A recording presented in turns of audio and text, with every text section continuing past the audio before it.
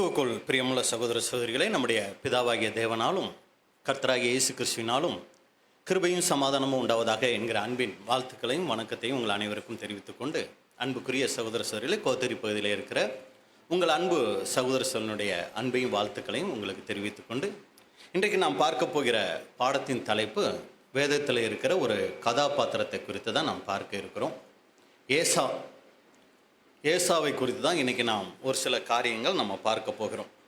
அப்போ ஏசா அப்படிங்கும்போது அவருடைய பெயரினுடைய அர்த்தம் என்ன அப்படின்னு சொல்லி பார்த்தீங்கன்னா, ஏசாங்கிற பெயரினுடைய அர்த்தம் என்னங்க?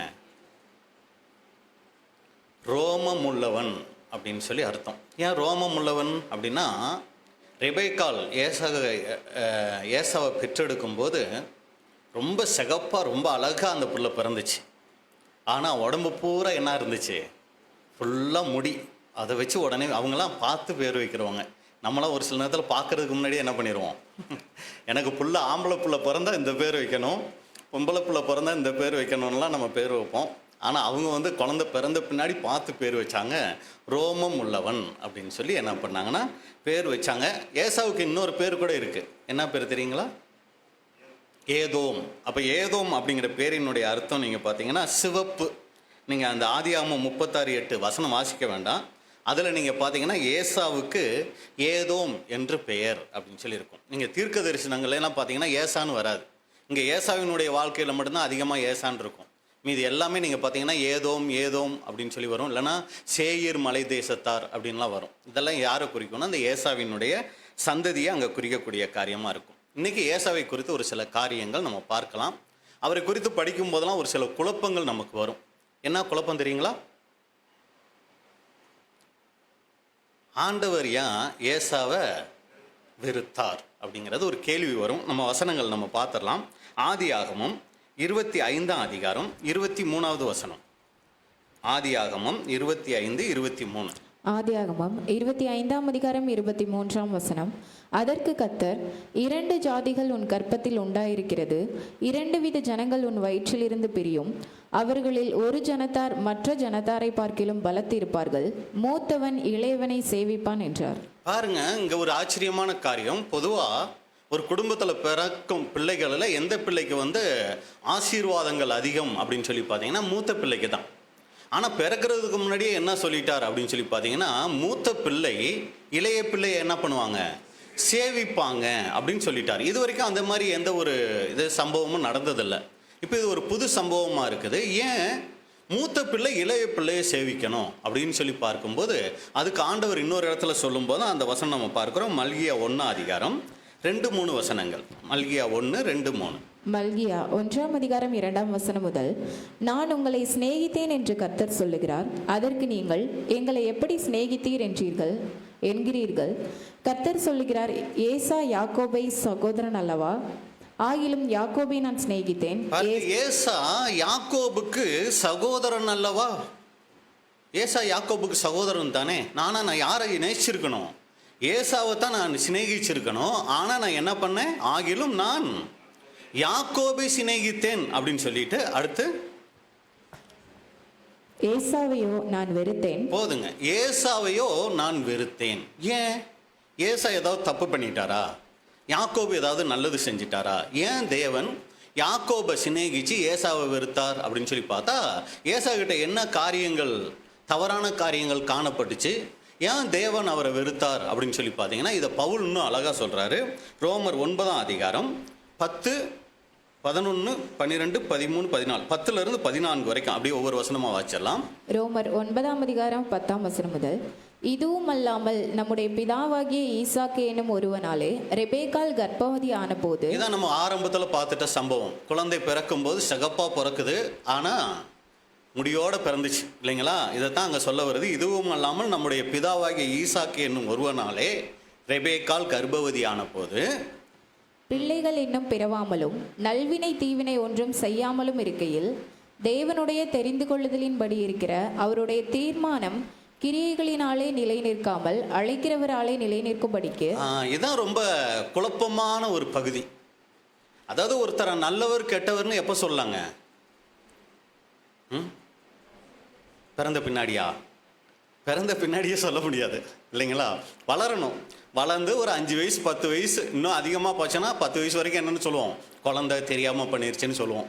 ஒரு 15-20 வயசுக்கு மேலே தான் என்ன சொல்லுவோன்னா, இவன் வழி சரியில்லை பாரு, இவ்வளவு பெரிய ஆளாகிட்டும் என்ன இல்லை, புத்தி சரியில்லை பாரு, இப்படி தப்பாக நடக்கிறாங்கன்னு சொல்லி அப்போ தான் நம்ம ஒருத்தருடைய வழிமுறைகளை என்ன பண்ணுவோம், நம்ம வந்து நல்லவங்க கெட்டவங்கன்னு தீர்மானிப்போம். ஆனால் இங்கே நம்ம பார்க்கும்போது பிள்ளைகள் இன்னும் பிறவாமலும் நல்வினை தீவினை ஒன்றும் செய்யாமல் இருக்கையில், நல்லது கெட்டது எதுவுமே அந்த குழந்தைங்க செய்யாமல் இருக்கும்போதே தேவனுடைய தெரிந்து கொள்ளுதலின்படி இருக்கிற அவருடைய தீர்மானம் கிரியைகளினாலே நிலை நிற்காமல் அழைக்கிறவரை நிலை நிற்கும்படிக்கு.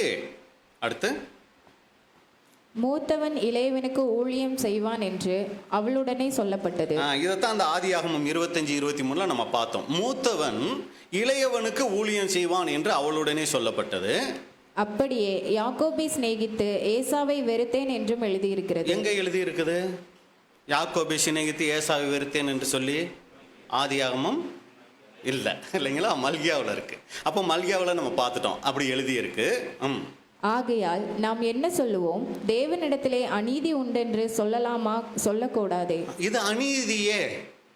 பிள்ளைங்க பிறக்கிறதுக்கு முன்னாடியே எப்படிங்க நீங்கள் நல்லவன் கெட்டவன்னு சொல்லலாம் அப்படின்னு சொல்லி இது அநீதின்னு சொன்னோம்னா அப்படி நம்ம சொல்லக்கூடாதே அப்படின்னு இங்கே அப்போஸ்தலன் பவுல் சொல்கிறார்.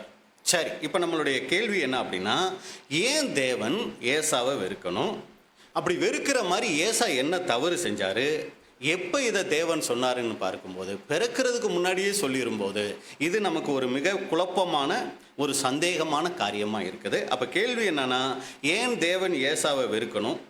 ஒருத்தர் தவறு செய்யும் போது அவரை வெறுக்கணும், பிறக்கிறதுக்கு முன்னாடியே தேவன் ஏன் இப்படி சொன்னார் அப்படின்னு சொல்லி நம்ம பார்க்கும்போது, இப்போ ஏசாவினுடைய சம்பவம் அந்த வரலாறை குறித்து நம்ம பார்த்தோம்னா முக்கியமாக 2 காரியங்கள் ஏசாவை குறித்து நம்ம பார்க்கலாம். முதல் காரியம் என்ன அப்படின்னு சொல்லி பார்த்தீங்கன்னா, அவரை பற்றி வேதத்தில் பதிவு செஞ்சுருக்குது.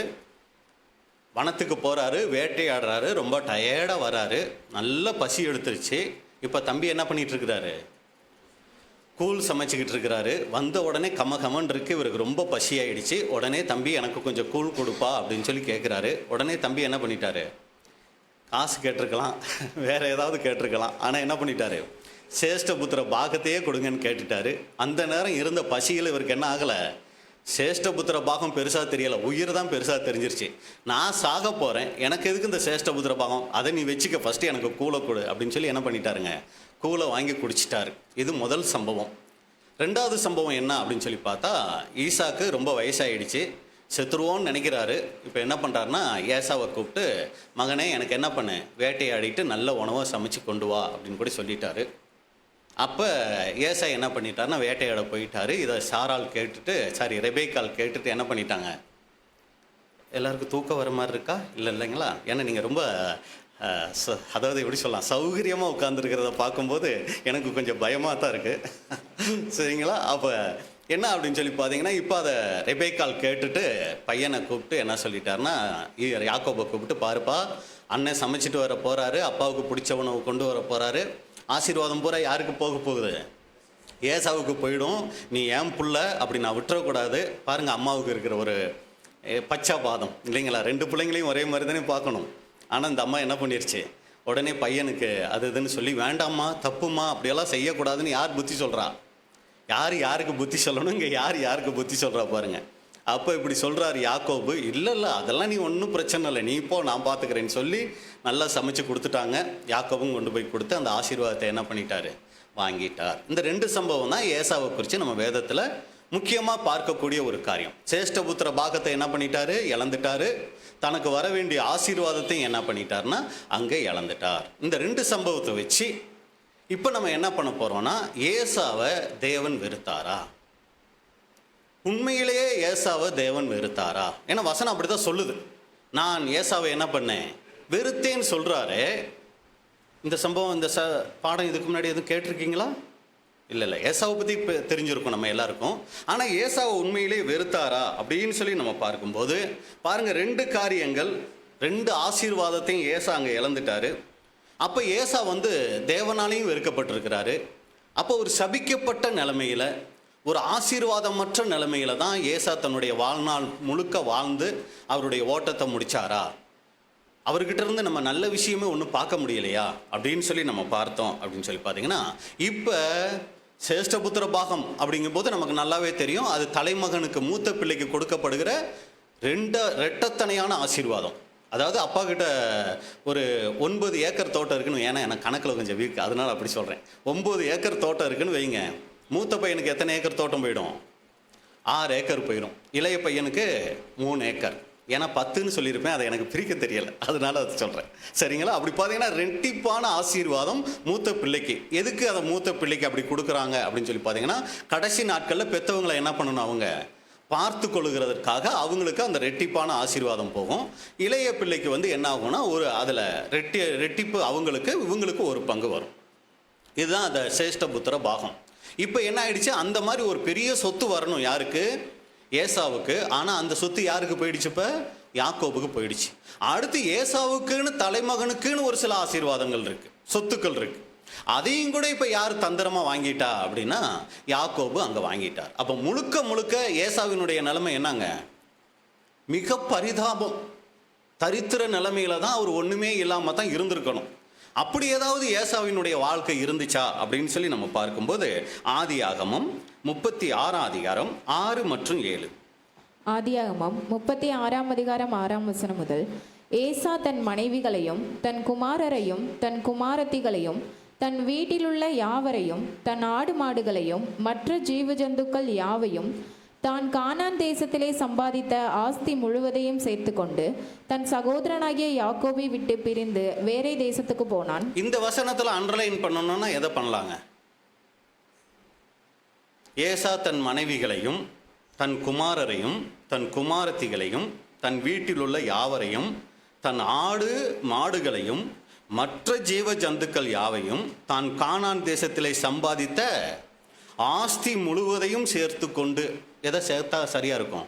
ஆஸ்தி முழுவதையும். அப்படிங்கும்போது என்ன அர்த்தம்? இவருக்கு நிறைய சொத்து பத்து என்ன இருக்கு, இருந்திருக்கு அப்படின்னு கூட நம்ம பார்க்குறோம். அடுத்து நீங்கள் பார்த்தீங்கன்னா, அவர்களுடைய சம்பத்து மிகுதியாக இருந்தபடியினால் அவர்கள் ஒருமித்து குடியிருக்க கூடாமல் போயிற்று. அவர்களுடைய மந்தைகளின் நிமித்தமாய் அவர்கள் தங்கியிருந்த பூமி அவர்களை தாங்க கூடாததாக இருந்தது. இதை இன்னொரு மொழிபெயர்ப்பில் நீங்கள் பார்த்தீங்கன்னா, ஏனென்றால் ஏசாவும் யாக்கோபும் ஒன்றாய் சேர்ந்து வாழ முடியாத அளவுக்கு அவர்களுடைய உடைமைகள் ஏராளமாய் பெருகி இருந்தன. அதோடு அவர்கள் குடியிருந்த தேசத்தில் அவர்களுடைய மந்தைகளுக்கு போதுமான இடம் இல்லை. தாங்கக்கூடாமல் இருந்ததுன்னா போதுமான இடம் இல்லையா. 2 பேரும் பிரிஞ்சு இருந்தால் தான் என்ன பண்ணவே முடியும், வாழவே முடியுங்கிற அளவுக்கு மிகப்பெரிய சொத்து என்னாச்சுன்னா இவங்களுக்கு இருந்துச்சு அப்படின்னு கூட பார்க்குறோம். ஏசா என்ன சொல்கிறார் பாருங்க, ஆதியாகமம் 33:9. ஆதியாகமம் 33:9 வாசிங்க, எடுத்து வாச்சிருங்க. ஆதியாகமம் 33:9.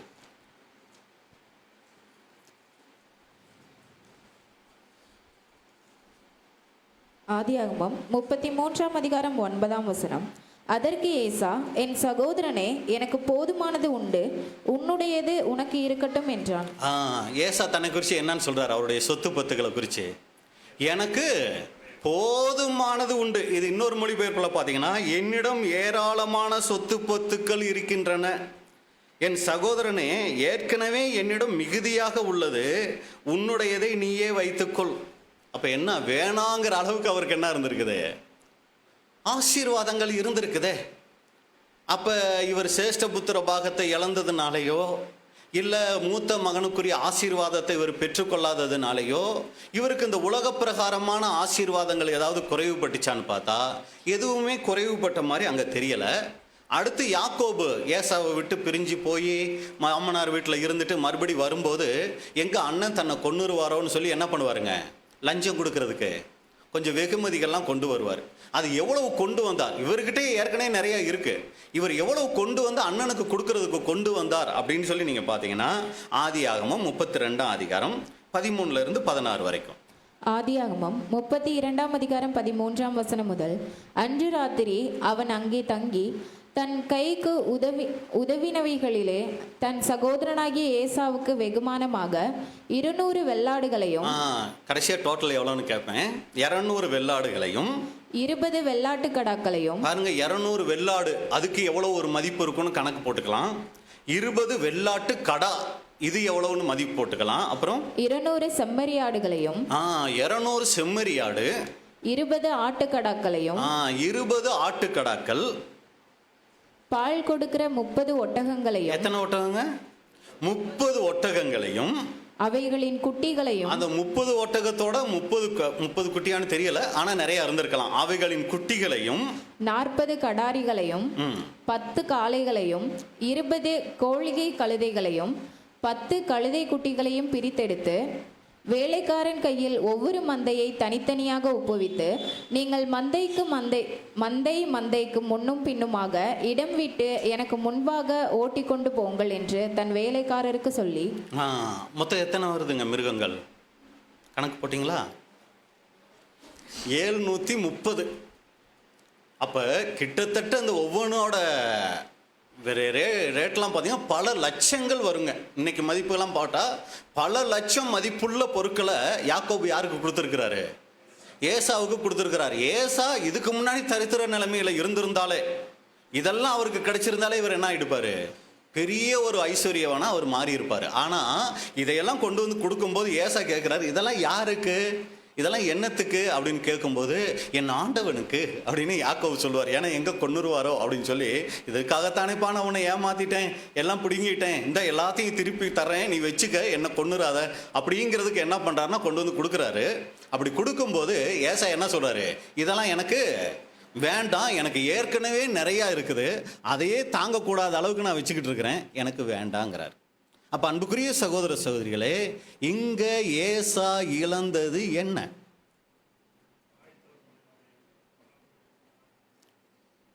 இல்லைங்களா?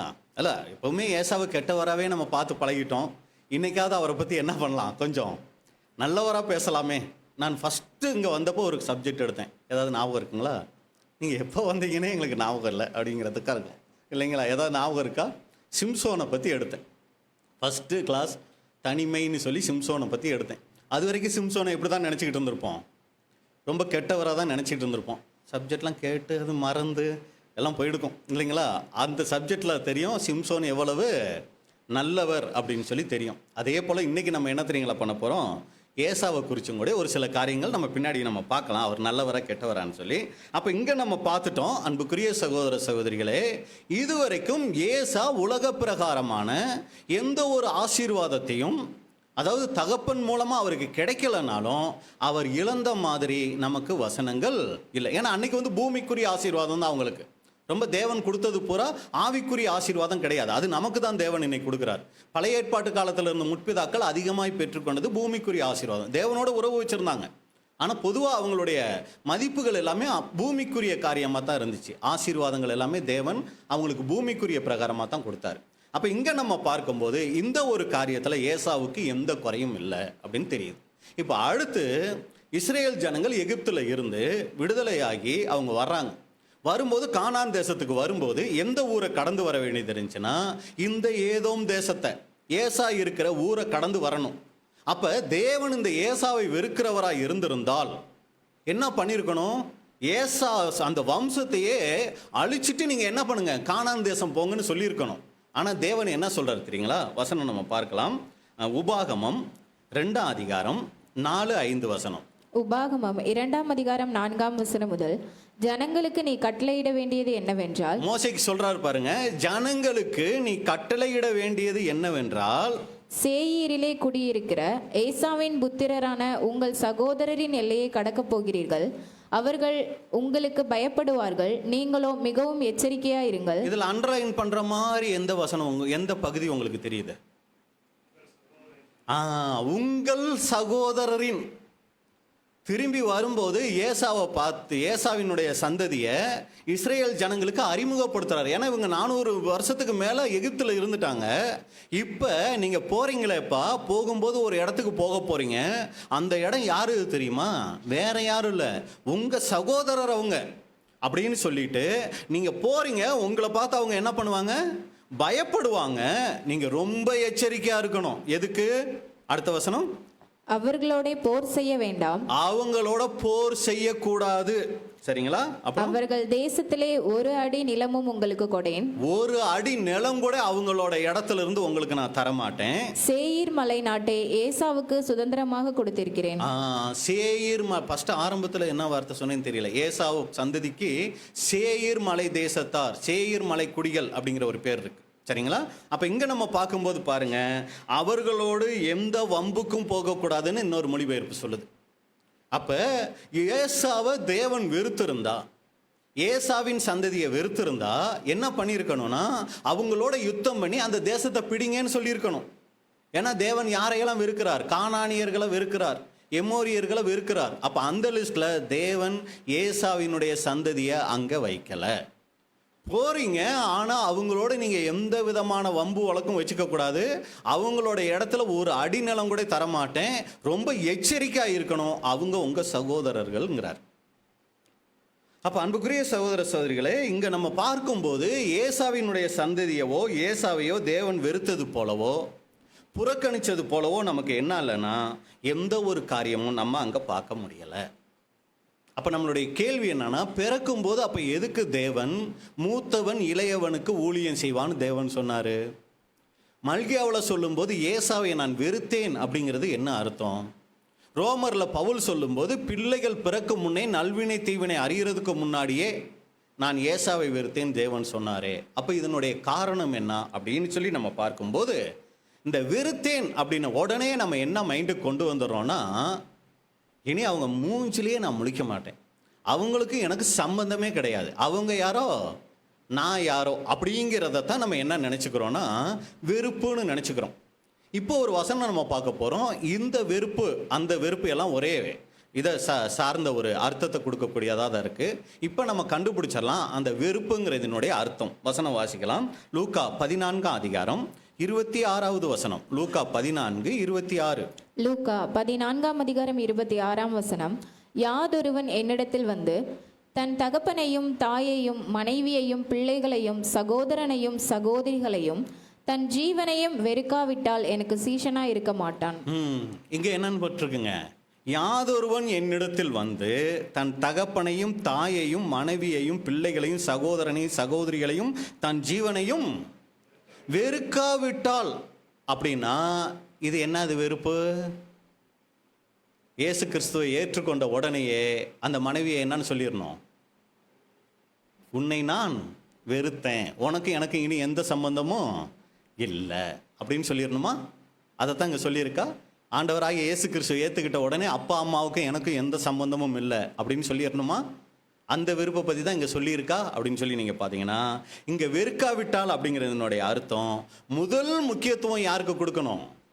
தேவனுக்கு கொடுக்கணும். அடுத்த முக்கியத்துவம் தான் இந்த பூமிக்குரிய உறவுகளுக்கு கொடுக்கணும் அப்படிங்கிறது தான் இதனுடைய அர்த்தம். அப்போ அன்புக்குரிய சகோதர சகோதரிகளே, அங்கே சொல்லப்பட்டதனுடைய காரணமும் ஏசாவை வெறுத்தேன் அப்படிங்கிறதுனுடைய அர்த்தம் என்ன தெரியுங்களா? யாக்கோபை நான் சிநேகிக்கிறேன், ஏசாவை வெறுத்துட்டேன் அப்படின்னா முற்றிலுமாக ஏசாவுக்கும் தேவனுக்கும் சம்பந்தம் இல்லைன்னு அர்த்தம் இல்லை. ஏசாவை காட்டிலும் யாரை சிநேகித்தேன்? யாக்கோபை சிநேகித்தேன் அப்படிங்கிறது தான் அதனுடைய அர்த்தமே ஒழிய மற்றபடி முழுக்க முழுக்க ஏசாவை தேவனை என்ன பண்ணிடலைங்க, வெறுத்தரல. எல்லாரும் இருக்கீங்களா? இதுதான் அந்த அதாவது வெறுத்தேன் அப்படிங்கிறதுனுடைய அர்த்தம். வெறுத்தேனா முற்றிலுமா அவர் புறம்பாக்கிட்டாரு, ஏசாவை அவர் சுத்தமாக மனசில் இருந்து எடுத்துட்டாருன்னு இல்லை. அப்போ உலக பிரகாரமான ஆசீர்வாதங்கள் ஏசாவுக்கு அங்கே வந்ததை பார்க்குறோம். அடுத்து அவர் இஸ்ரேல் ஜனங்கள் மறுபடியும் அந்த தேசத்துக்குள்ளே போகும்போது ஏசாவினுடைய சந்ததிக்கு எந்த தீங்கும் செய்யக்கூடாதுன்னு சொல்லி எச்சரித்ததை நம்ம அங்கே பார்க்குறோம். அப்போ அன்புக்குரிய சகோதர சகோதரிகளே, ஏசாவை தேவன் வெறுத்தார் அப்படிங்கிறது இங்கே வந்து சொல்ல அர்த்தமாக நாம் பார்க்கிற வெறுப்பு இல்லை, முதல் முக்கியத்துவம் யாக்கோபுக்கு.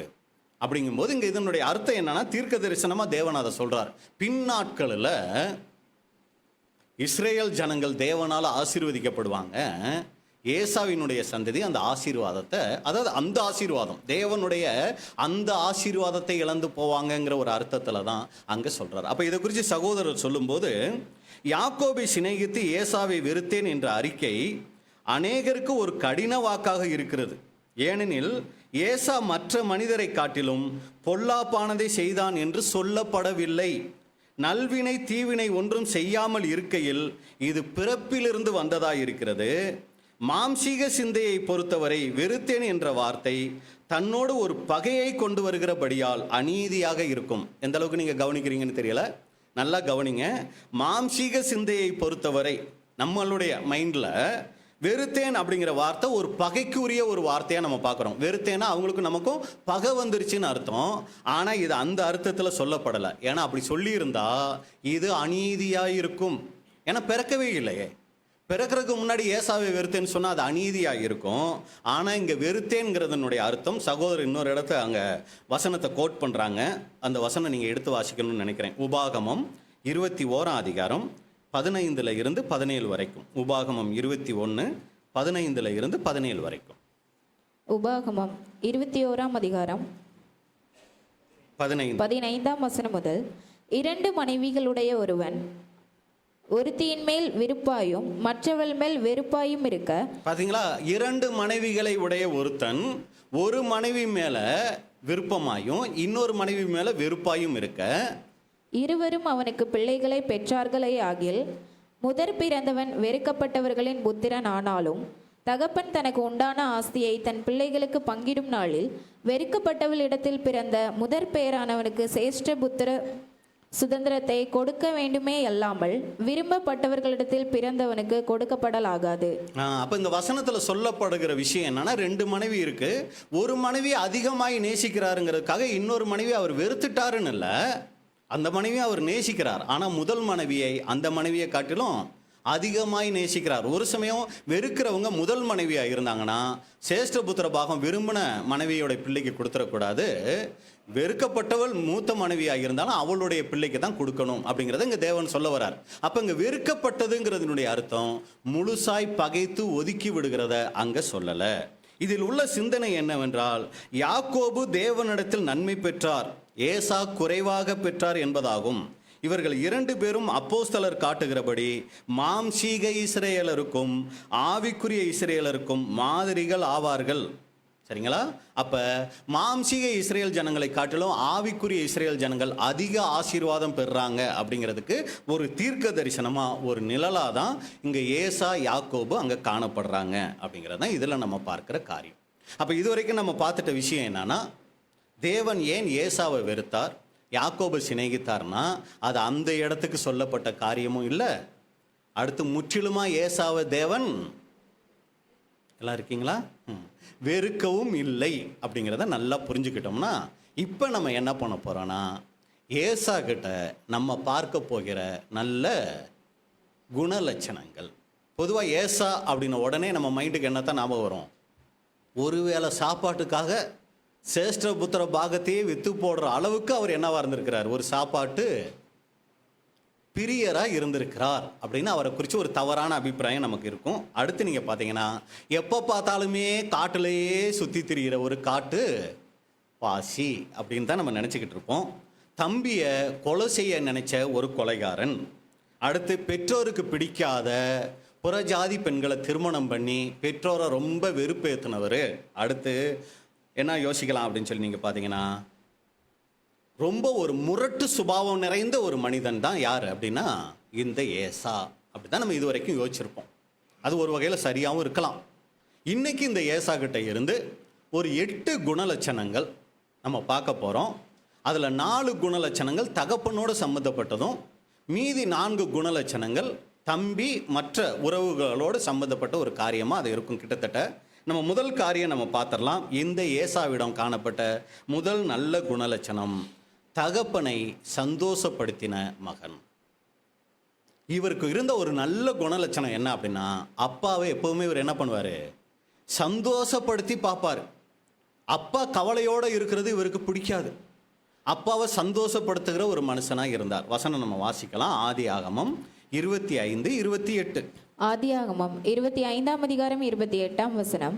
ஏசா வேட்டையாடி கொண்டு வருகிறது ஈசாக்கினுடைய வாய்க்கு ருசிகரமாய் இருந்ததினாலே ஏசாவின் மேல் பட்சமாயிருந்தான், ரெபேக்காலோ யாக்கோபின் மேல் பட்சமாயிருந்தாள். இங்க ஈசாக்கு ஏசாவின் மேல் பட்சமாயிருந்தான் அப்படின்னா என்ன அர்த்தங்க?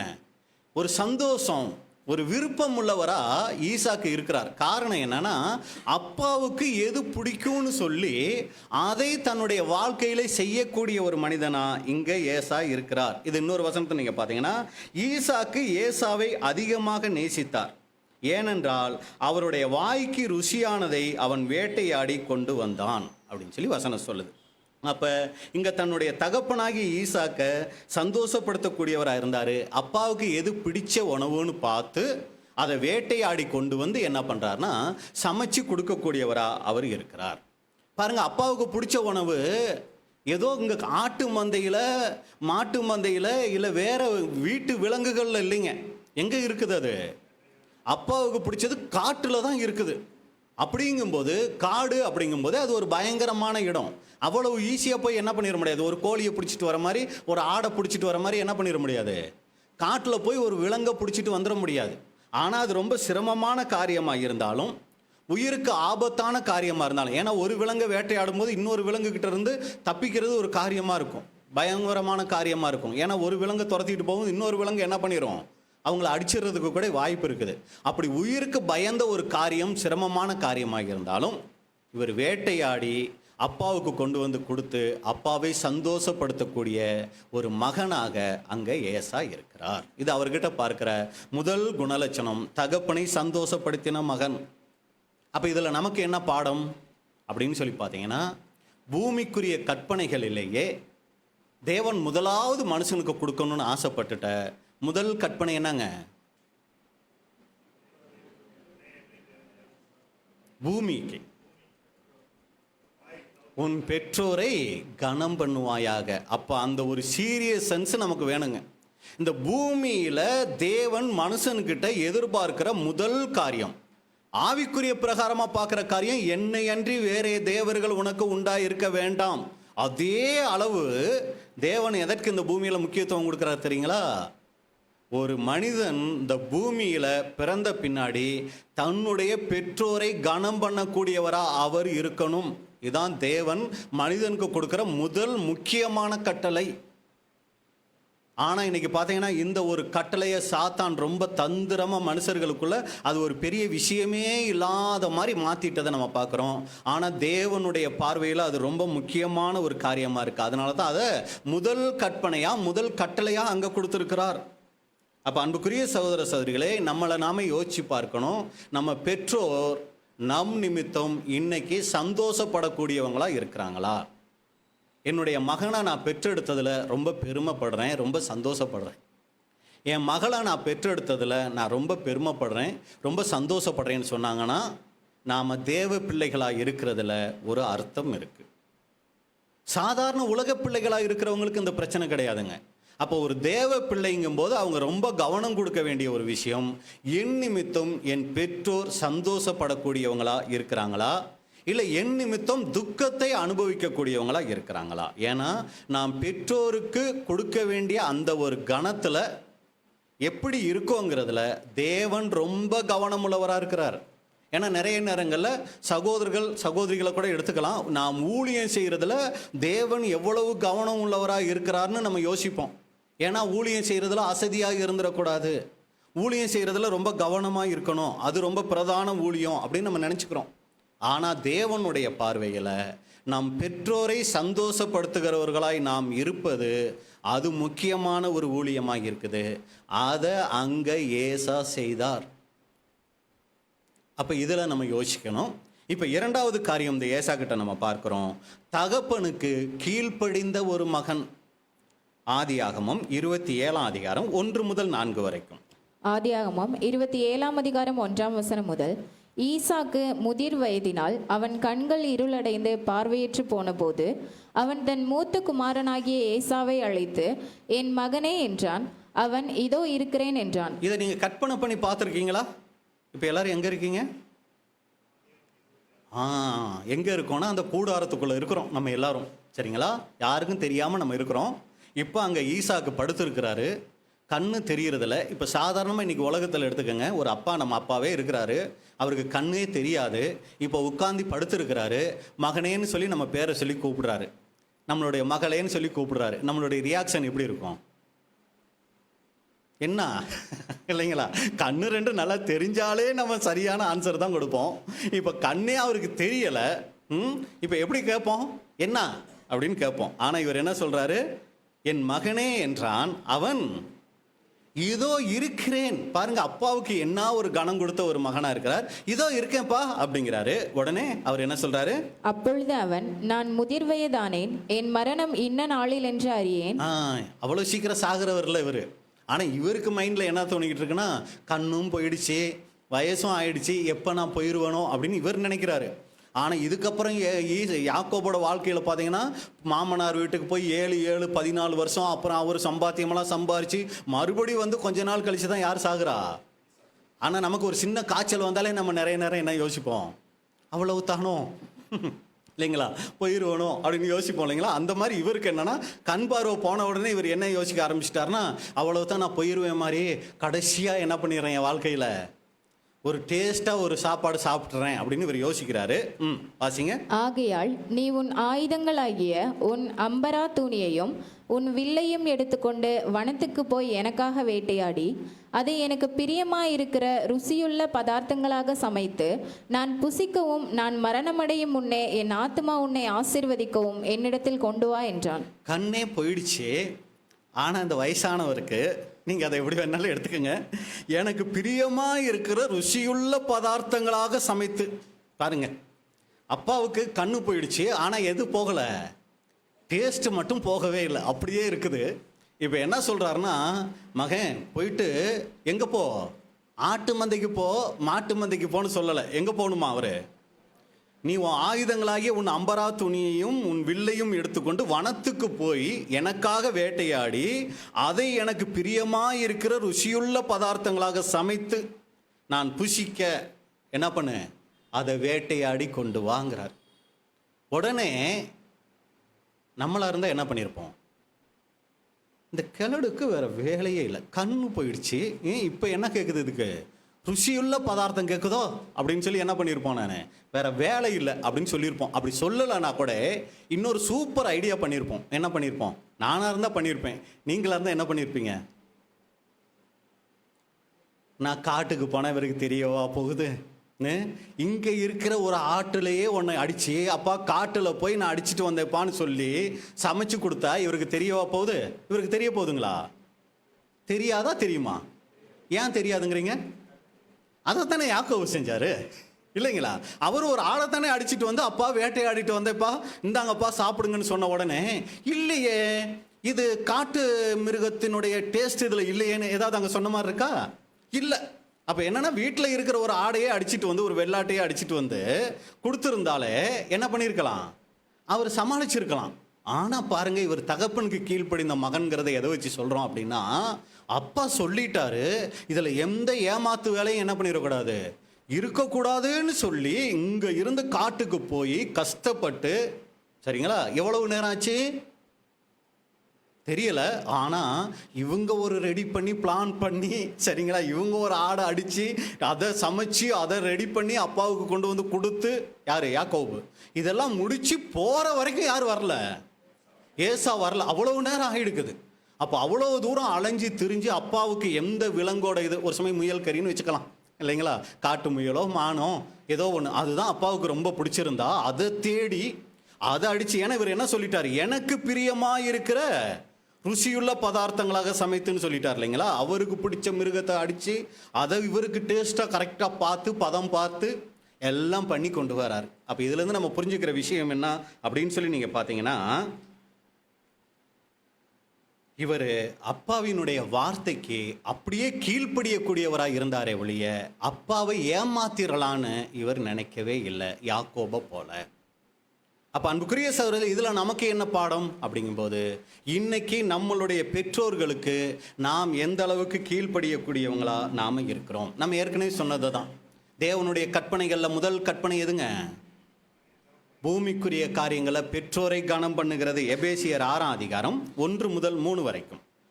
எபேசியர் 6ஆம் அதிகாரம் 1ஆம் வசனம் முதல், பிள்ளைகளே உங்கள் பெற்றாருக்கு கர்த்தருக்குள் கீழ்ப்படியுங்கள், இது நியாயம். கர்த்தருக்குள், அதை நம்ம நல்லா புரிஞ்சுக்கணும். மாம்ச பிரகாரமா அங்க சொல்ல வந்துடல. இப்போ நான் எங்கள் அப்பாவுக்கு கீழ்ப்படியணும்னா நான் சத்தியத்துக்குள்ளே வந்திருக்கிறேன், அவங்க சத்தியத்துக்குள்ளே வரலன்னா நீ சத்தியத்துக்கு விட்டு வெளியே வாப்பானா என்ன பண்ணிடக்கூடாது? அந்த கீழ்ப்படிதலை இங்கே ஆப்போசிட்டாக எடுத்துக்கக்கூடாது. கர்த்தருக்குள் கீழ்ப்படியுங்கள், இது நியாயம். அப்போ கீழ்ப்படியலைன்னா அது நாம் நியாயம் உள்ளவர்களா அநியாயம் உள்ளவங்களா? அநியாயக்காரர் தேவனுடைய ராஜ்யத்தில் என்ன ஆகுறதில்ல, பிரவேசிப்பது இல்லை. அப்போ அன்புக்குரிய சகோதர சகோதரிகளே, இது நியாயம். அப்புறம் உனக்கு நன்மை உண்டாயிருப்பதற்கும் பூமியிலே உன் வாழ்நாள் நீடித்திருப்பதற்கும் உன் தகப்பனையும் உன் தாயையும் கனம் பண்ணுவாயாக என்பதே வாக்குத்தத்தமுள்ள முதலாம் கற்பனையாய் இருக்கிறது. இதான் முதலாம் கற்பனை. அப்போ இது ஏதோ பழைய ஏற்பாட்டு நியாயப்பிரமாணம் நம்ம விட்டுறக்கூடாது. இதை அப்போஸ்தலன் பவுல் சபையாருக்கு எழுதும்போது தான் இதை எழுதுறாரு, எபேசியரில். அப்போ இது ரொம்ப முக்கியமான ஒரு காரியம். ஆனால் பெற்றோருக்கு எப்போ கீழ்ப்படிவோம் அப்படின்னா, சின்ன பிள்ளைகளாக இருக்கும்போது கீழ்ப்படிவோம். ஆனால் நமக்குன்னு ஒரு அனுபவம், ஒரு வயது வந்த உடனே பெற்றோருக்கு கீழ்ப்படுகிறோமானா அது ஒரு கேள்விக்குறியான ஒரு காரியமாக தான் அங்கே இருக்குது. ஆனால் அன்புக்குரிய சகோதர சகோதரிகளே, பெற்றோருக்கு கீழ்ப்படிதல் ரொம்ப முக்கியமான ஒரு காரியம். நீதிமொழிகள் 1:8. நீதிமொழிகள் 1:8. என் மகனே, உன் தகப்பன் புத்தியை கேள், உன் தாயின் போதகத்தை தள்ளாதே. அப்ப தாயின் போதகத்தை தள்ளாதே. அப்ப ஒரு குறிப்பிட்ட காலம் வரையிலும், எதுவும் குறிப்பிட்ட காலங்கிறது பின்னாடி நான் சொல்றேன். அப்ப நம்முடைய தகப்பன் புத்தியை கேட்கணும், தாயின் போதகத்தை தள்ளக்கூடாதுங்கிறது தேவனுடைய ஒரு கட்டளையாக இருக்கிறது. நீதிமொழிகள் 4:1. நீதிமொழிகள் 4:1. பிள்ளைகளே, நீங்கள் தகப்பன் போதகத்தை கேட்டு புத்தியை அடையும்படி கவனியுங்கள். அப்ப அன்புக்குரிய சகோதர சகோதரிகளே, வேதம் நமக்கு ரொம்ப வற்புறுத்துகிற ஒரு காரியம் என்ன அப்படின்னு சொல்லி பார்த்தீங்கன்னா, தகப்பன் தாயை கனம் பண்ணணும், அவங்களுடைய வார்த்தையை கேட்கணும். இதை இயேசு கிறிஸ்து ஒரு இடத்துல சொல்லும்போது என்ன சொல்றாரு தெரியுங்களா? அப்படி செய்யலைன்னா நியாயப்பிரமாணத்தில் என்ன சொல்லியிருக்குங்க, அவங்கள கொன்னுறணும்னு சொல்லியிருக்குங்க. அந்த வசனம் வேணா உங்களுக்கு நான் வாசிக்கிறேன். மத்தேயு 15:4 அதன் வேறு மொழிபெயர்ப்பில் சொல்லும்போது, உங்கள் அப்பா அம்மாவுக்கு மதிப்பு கொடுக்கப்பட வேண்டும் என்றும் அப்பாவையோ அம்மாவையோ கேவலமாக பேசுகிற எவனும் கொல்லப்பட வேண்டும் என்றும் கடவுள் சொன்னார். அப்படி பார்த்தா இன்னைக்கு எத்தனை பேர் நம்ம உயிரோடு இருப்போம்? கொஞ்சம் கேள்விக்குறி தான், சரிங்களா? ஆனால் அன்புக்குரிய சகோதர சகோதரிகளே, நாம் இதை ரொம்ப கவனத்தில் கொள்ளணும். ஏன்னா கடைசி நாட்களில் மனுஷர்கள் எப்படிப்பட்டவங்களாக இருப்பாங்கன்னு சொல்லும்போது 2 தீமோத்தேயு 3:2. 2 தீமோத்தேயு 3:2. எப்படியெனில் மனுஷர்கள் தற்பிரியராயும் பணப்பிரியராயும் வீம்புக்காரராயும் அகந்தையுள்ளவர்களாயும் தூஷிக்கிறவர்களாயும் தாய் தகப்பன்மார்களுக்கு கீழ்ப்படியாதவர்களாயும் நன்றி அறியாதவர்களாயும் பரிசுத்தம் இல்லாதவர்களாயும். அப்போ இதில் கவனிக்க வேண்டிய விஷயம், தாய் தகப்பன்மாருக்கு கீழ்ப்படியாத ஒரு காரியம் இந்த கடைசி நாட்களில் அதிகரிக்கும். ஆனால் நம்ம ரொம்ப கவனிக்கணும். ஏன்னா நம்மளுடைய கவனமெல்லாம் இன்னைக்கு வேற பக்கம் போயிடுச்சுங்க. ஊழியங்கள், தேவனுடைய வார்த்தைகள், இப்படியே தான் நம்ம கவனங்கள் போயிடுச்சே ஒழிய, நாம் நடைமுறை வாழ்க்கையில் நாம் எப்படிப்பட்ட வாழ்க்கை வாழுகிறோங்கிறதுக்கு நம்ம அதிக முக்கியத்துவம் கொடுக்கறதில்ல. ஆனால் ரொம்ப கவனமாக இருக்கணும். தேவன் இதை ரொம்ப கவனிக்கிறார். அப்போ பெற்றோருக்கு கீழ்ப்படுகிற ஒரு காரியம், இன்னைக்கு பொதுவாகவே பிள்ளைகள் பார்த்தீங்கன்னா பெற்றோர்கிட்ட இருந்து அதாவது வாங்குற வரைக்கும், அப்படின்னா அவங்க மூலமாக பிழைப்பு நடத்துகிற வரைக்கும் பெற்றோருக்கு ஒரு கீழ்ப்படுதலை காமிக்கிறாங்க. இவங்க சம்பாதிக்க ஆரம்பித்த உடனேயே இவங்களுடைய உண்மை சுபாவம் அங்கே வெளிப்பட ஆரம்பிக்குது. அப்போ தான் பெற்றோருக்கு உண்மையிலே நம்ம கீழ்ப்படுகிறோமா இல்லையாங்கிறதே அங்கே ஒரு பயங்கரமான ஒரு நியாய தீர்ப்பு அங்கே அமையுதுங்க. அப்போ எது வரைக்கும் பிரதர் கீழ்ப்படியணும் அப்படின்னா, நமக்குன்னு ஒரு குடும்பம் வர வரைக்கும், நல்லா கவனிங்க, நமக்குன்னு ஒரு குடும்பம் வர வரைக்கும் பெற்றோருடைய வார்த்தைக்கு முழுக்க கீழ்ப்படியணும். குடும்பம் ஆன உடனே நமக்கு ஏதாவது சந்தேகங்கள் வரும்போது, குடும்ப பிரச்சனைகள் வரும்போது, ஒரு சில பிரச்சனைகளுக்கு முடிவெடுக்க முடியாத போது பெற்றோர்கள்கிட்ட நம்ம போகணும். அது வரைக்கும் பெற்றோர்களும் தங்களுடைய பிள்ளைகளுக்கு ஆலோசனை சொல்லி அவங்கள வழி நடத்தணும். திருமணம் ஆன பின்னாடி என்ன ஆலோசனை சொல்லணும்? இப்போ உனக்குன்னு ஒரு குடும்பம் ஆயிடுச்சு, எது நல்லது கெட்டதுங்கிற ஒரு பக்குவ நிலைமைக்குள்ளே வந்துட்டு உங்கள் 2 பேரால் தீர்த்து கொள்ள முடியாத காரியங்கள் இருக்கும்போது எங்ககிட்ட வாங்க. மற்றபடி மற்ற காரியங்கள் எல்லாவற்றையும் நீங்களே தீர்த்து கொள்ளக்கூடிய அளவுக்கு பக்குவப்படுங்கன்னு சொல்லி அவங்கள என்ன பண்ணணும்னா வளர்த்து ஆளாக்கணும். அப்போ அன்புக்குரிய சகோதரர்களே, இதுதான் நம்ம பார்க்குறோம் பெற்றோருக்கு கீழ்ப்படுகிற ஒரு காரியம். ஆனால் இன்றைக்கி பார்த்தீங்கன்னா வயது ஆயிடுச்சுனாலே, அது நான் ஏற்கனவே சொன்னது தான். ஏன்னா இந்த காலத்தில் பிள்ளைகளுக்கு அறிவு ஜாஸ்தியா பெற்றோர்களுக்கு அறிவு ஜாஸ்தியாங்களா? எல்லாம் இருக்கீங்களா? அந்த காலத்தில் பார்த்தீங்கன்னா பெற்றவங்களுக்கு தான் அறிவு ஜாஸ்தி, பிள்ளைகளுக்கு அறிவு கம்மி. ஏன்னா எல்லாத்தையும் பிள்ளைங்க யாருக்கிட்ட கேட்டு தான் கற்றுக்கணும்? அப்பா அம்மா கிட்ட கேட்டு தான் கற்றுக்கணும். ஆனால் இன்னைக்கு அப்பா அம்மா தான் யாருக்கிட்ட கேட்டு கற்றுக்க வேண்டிய நிலைமையில் இருக்காங்க.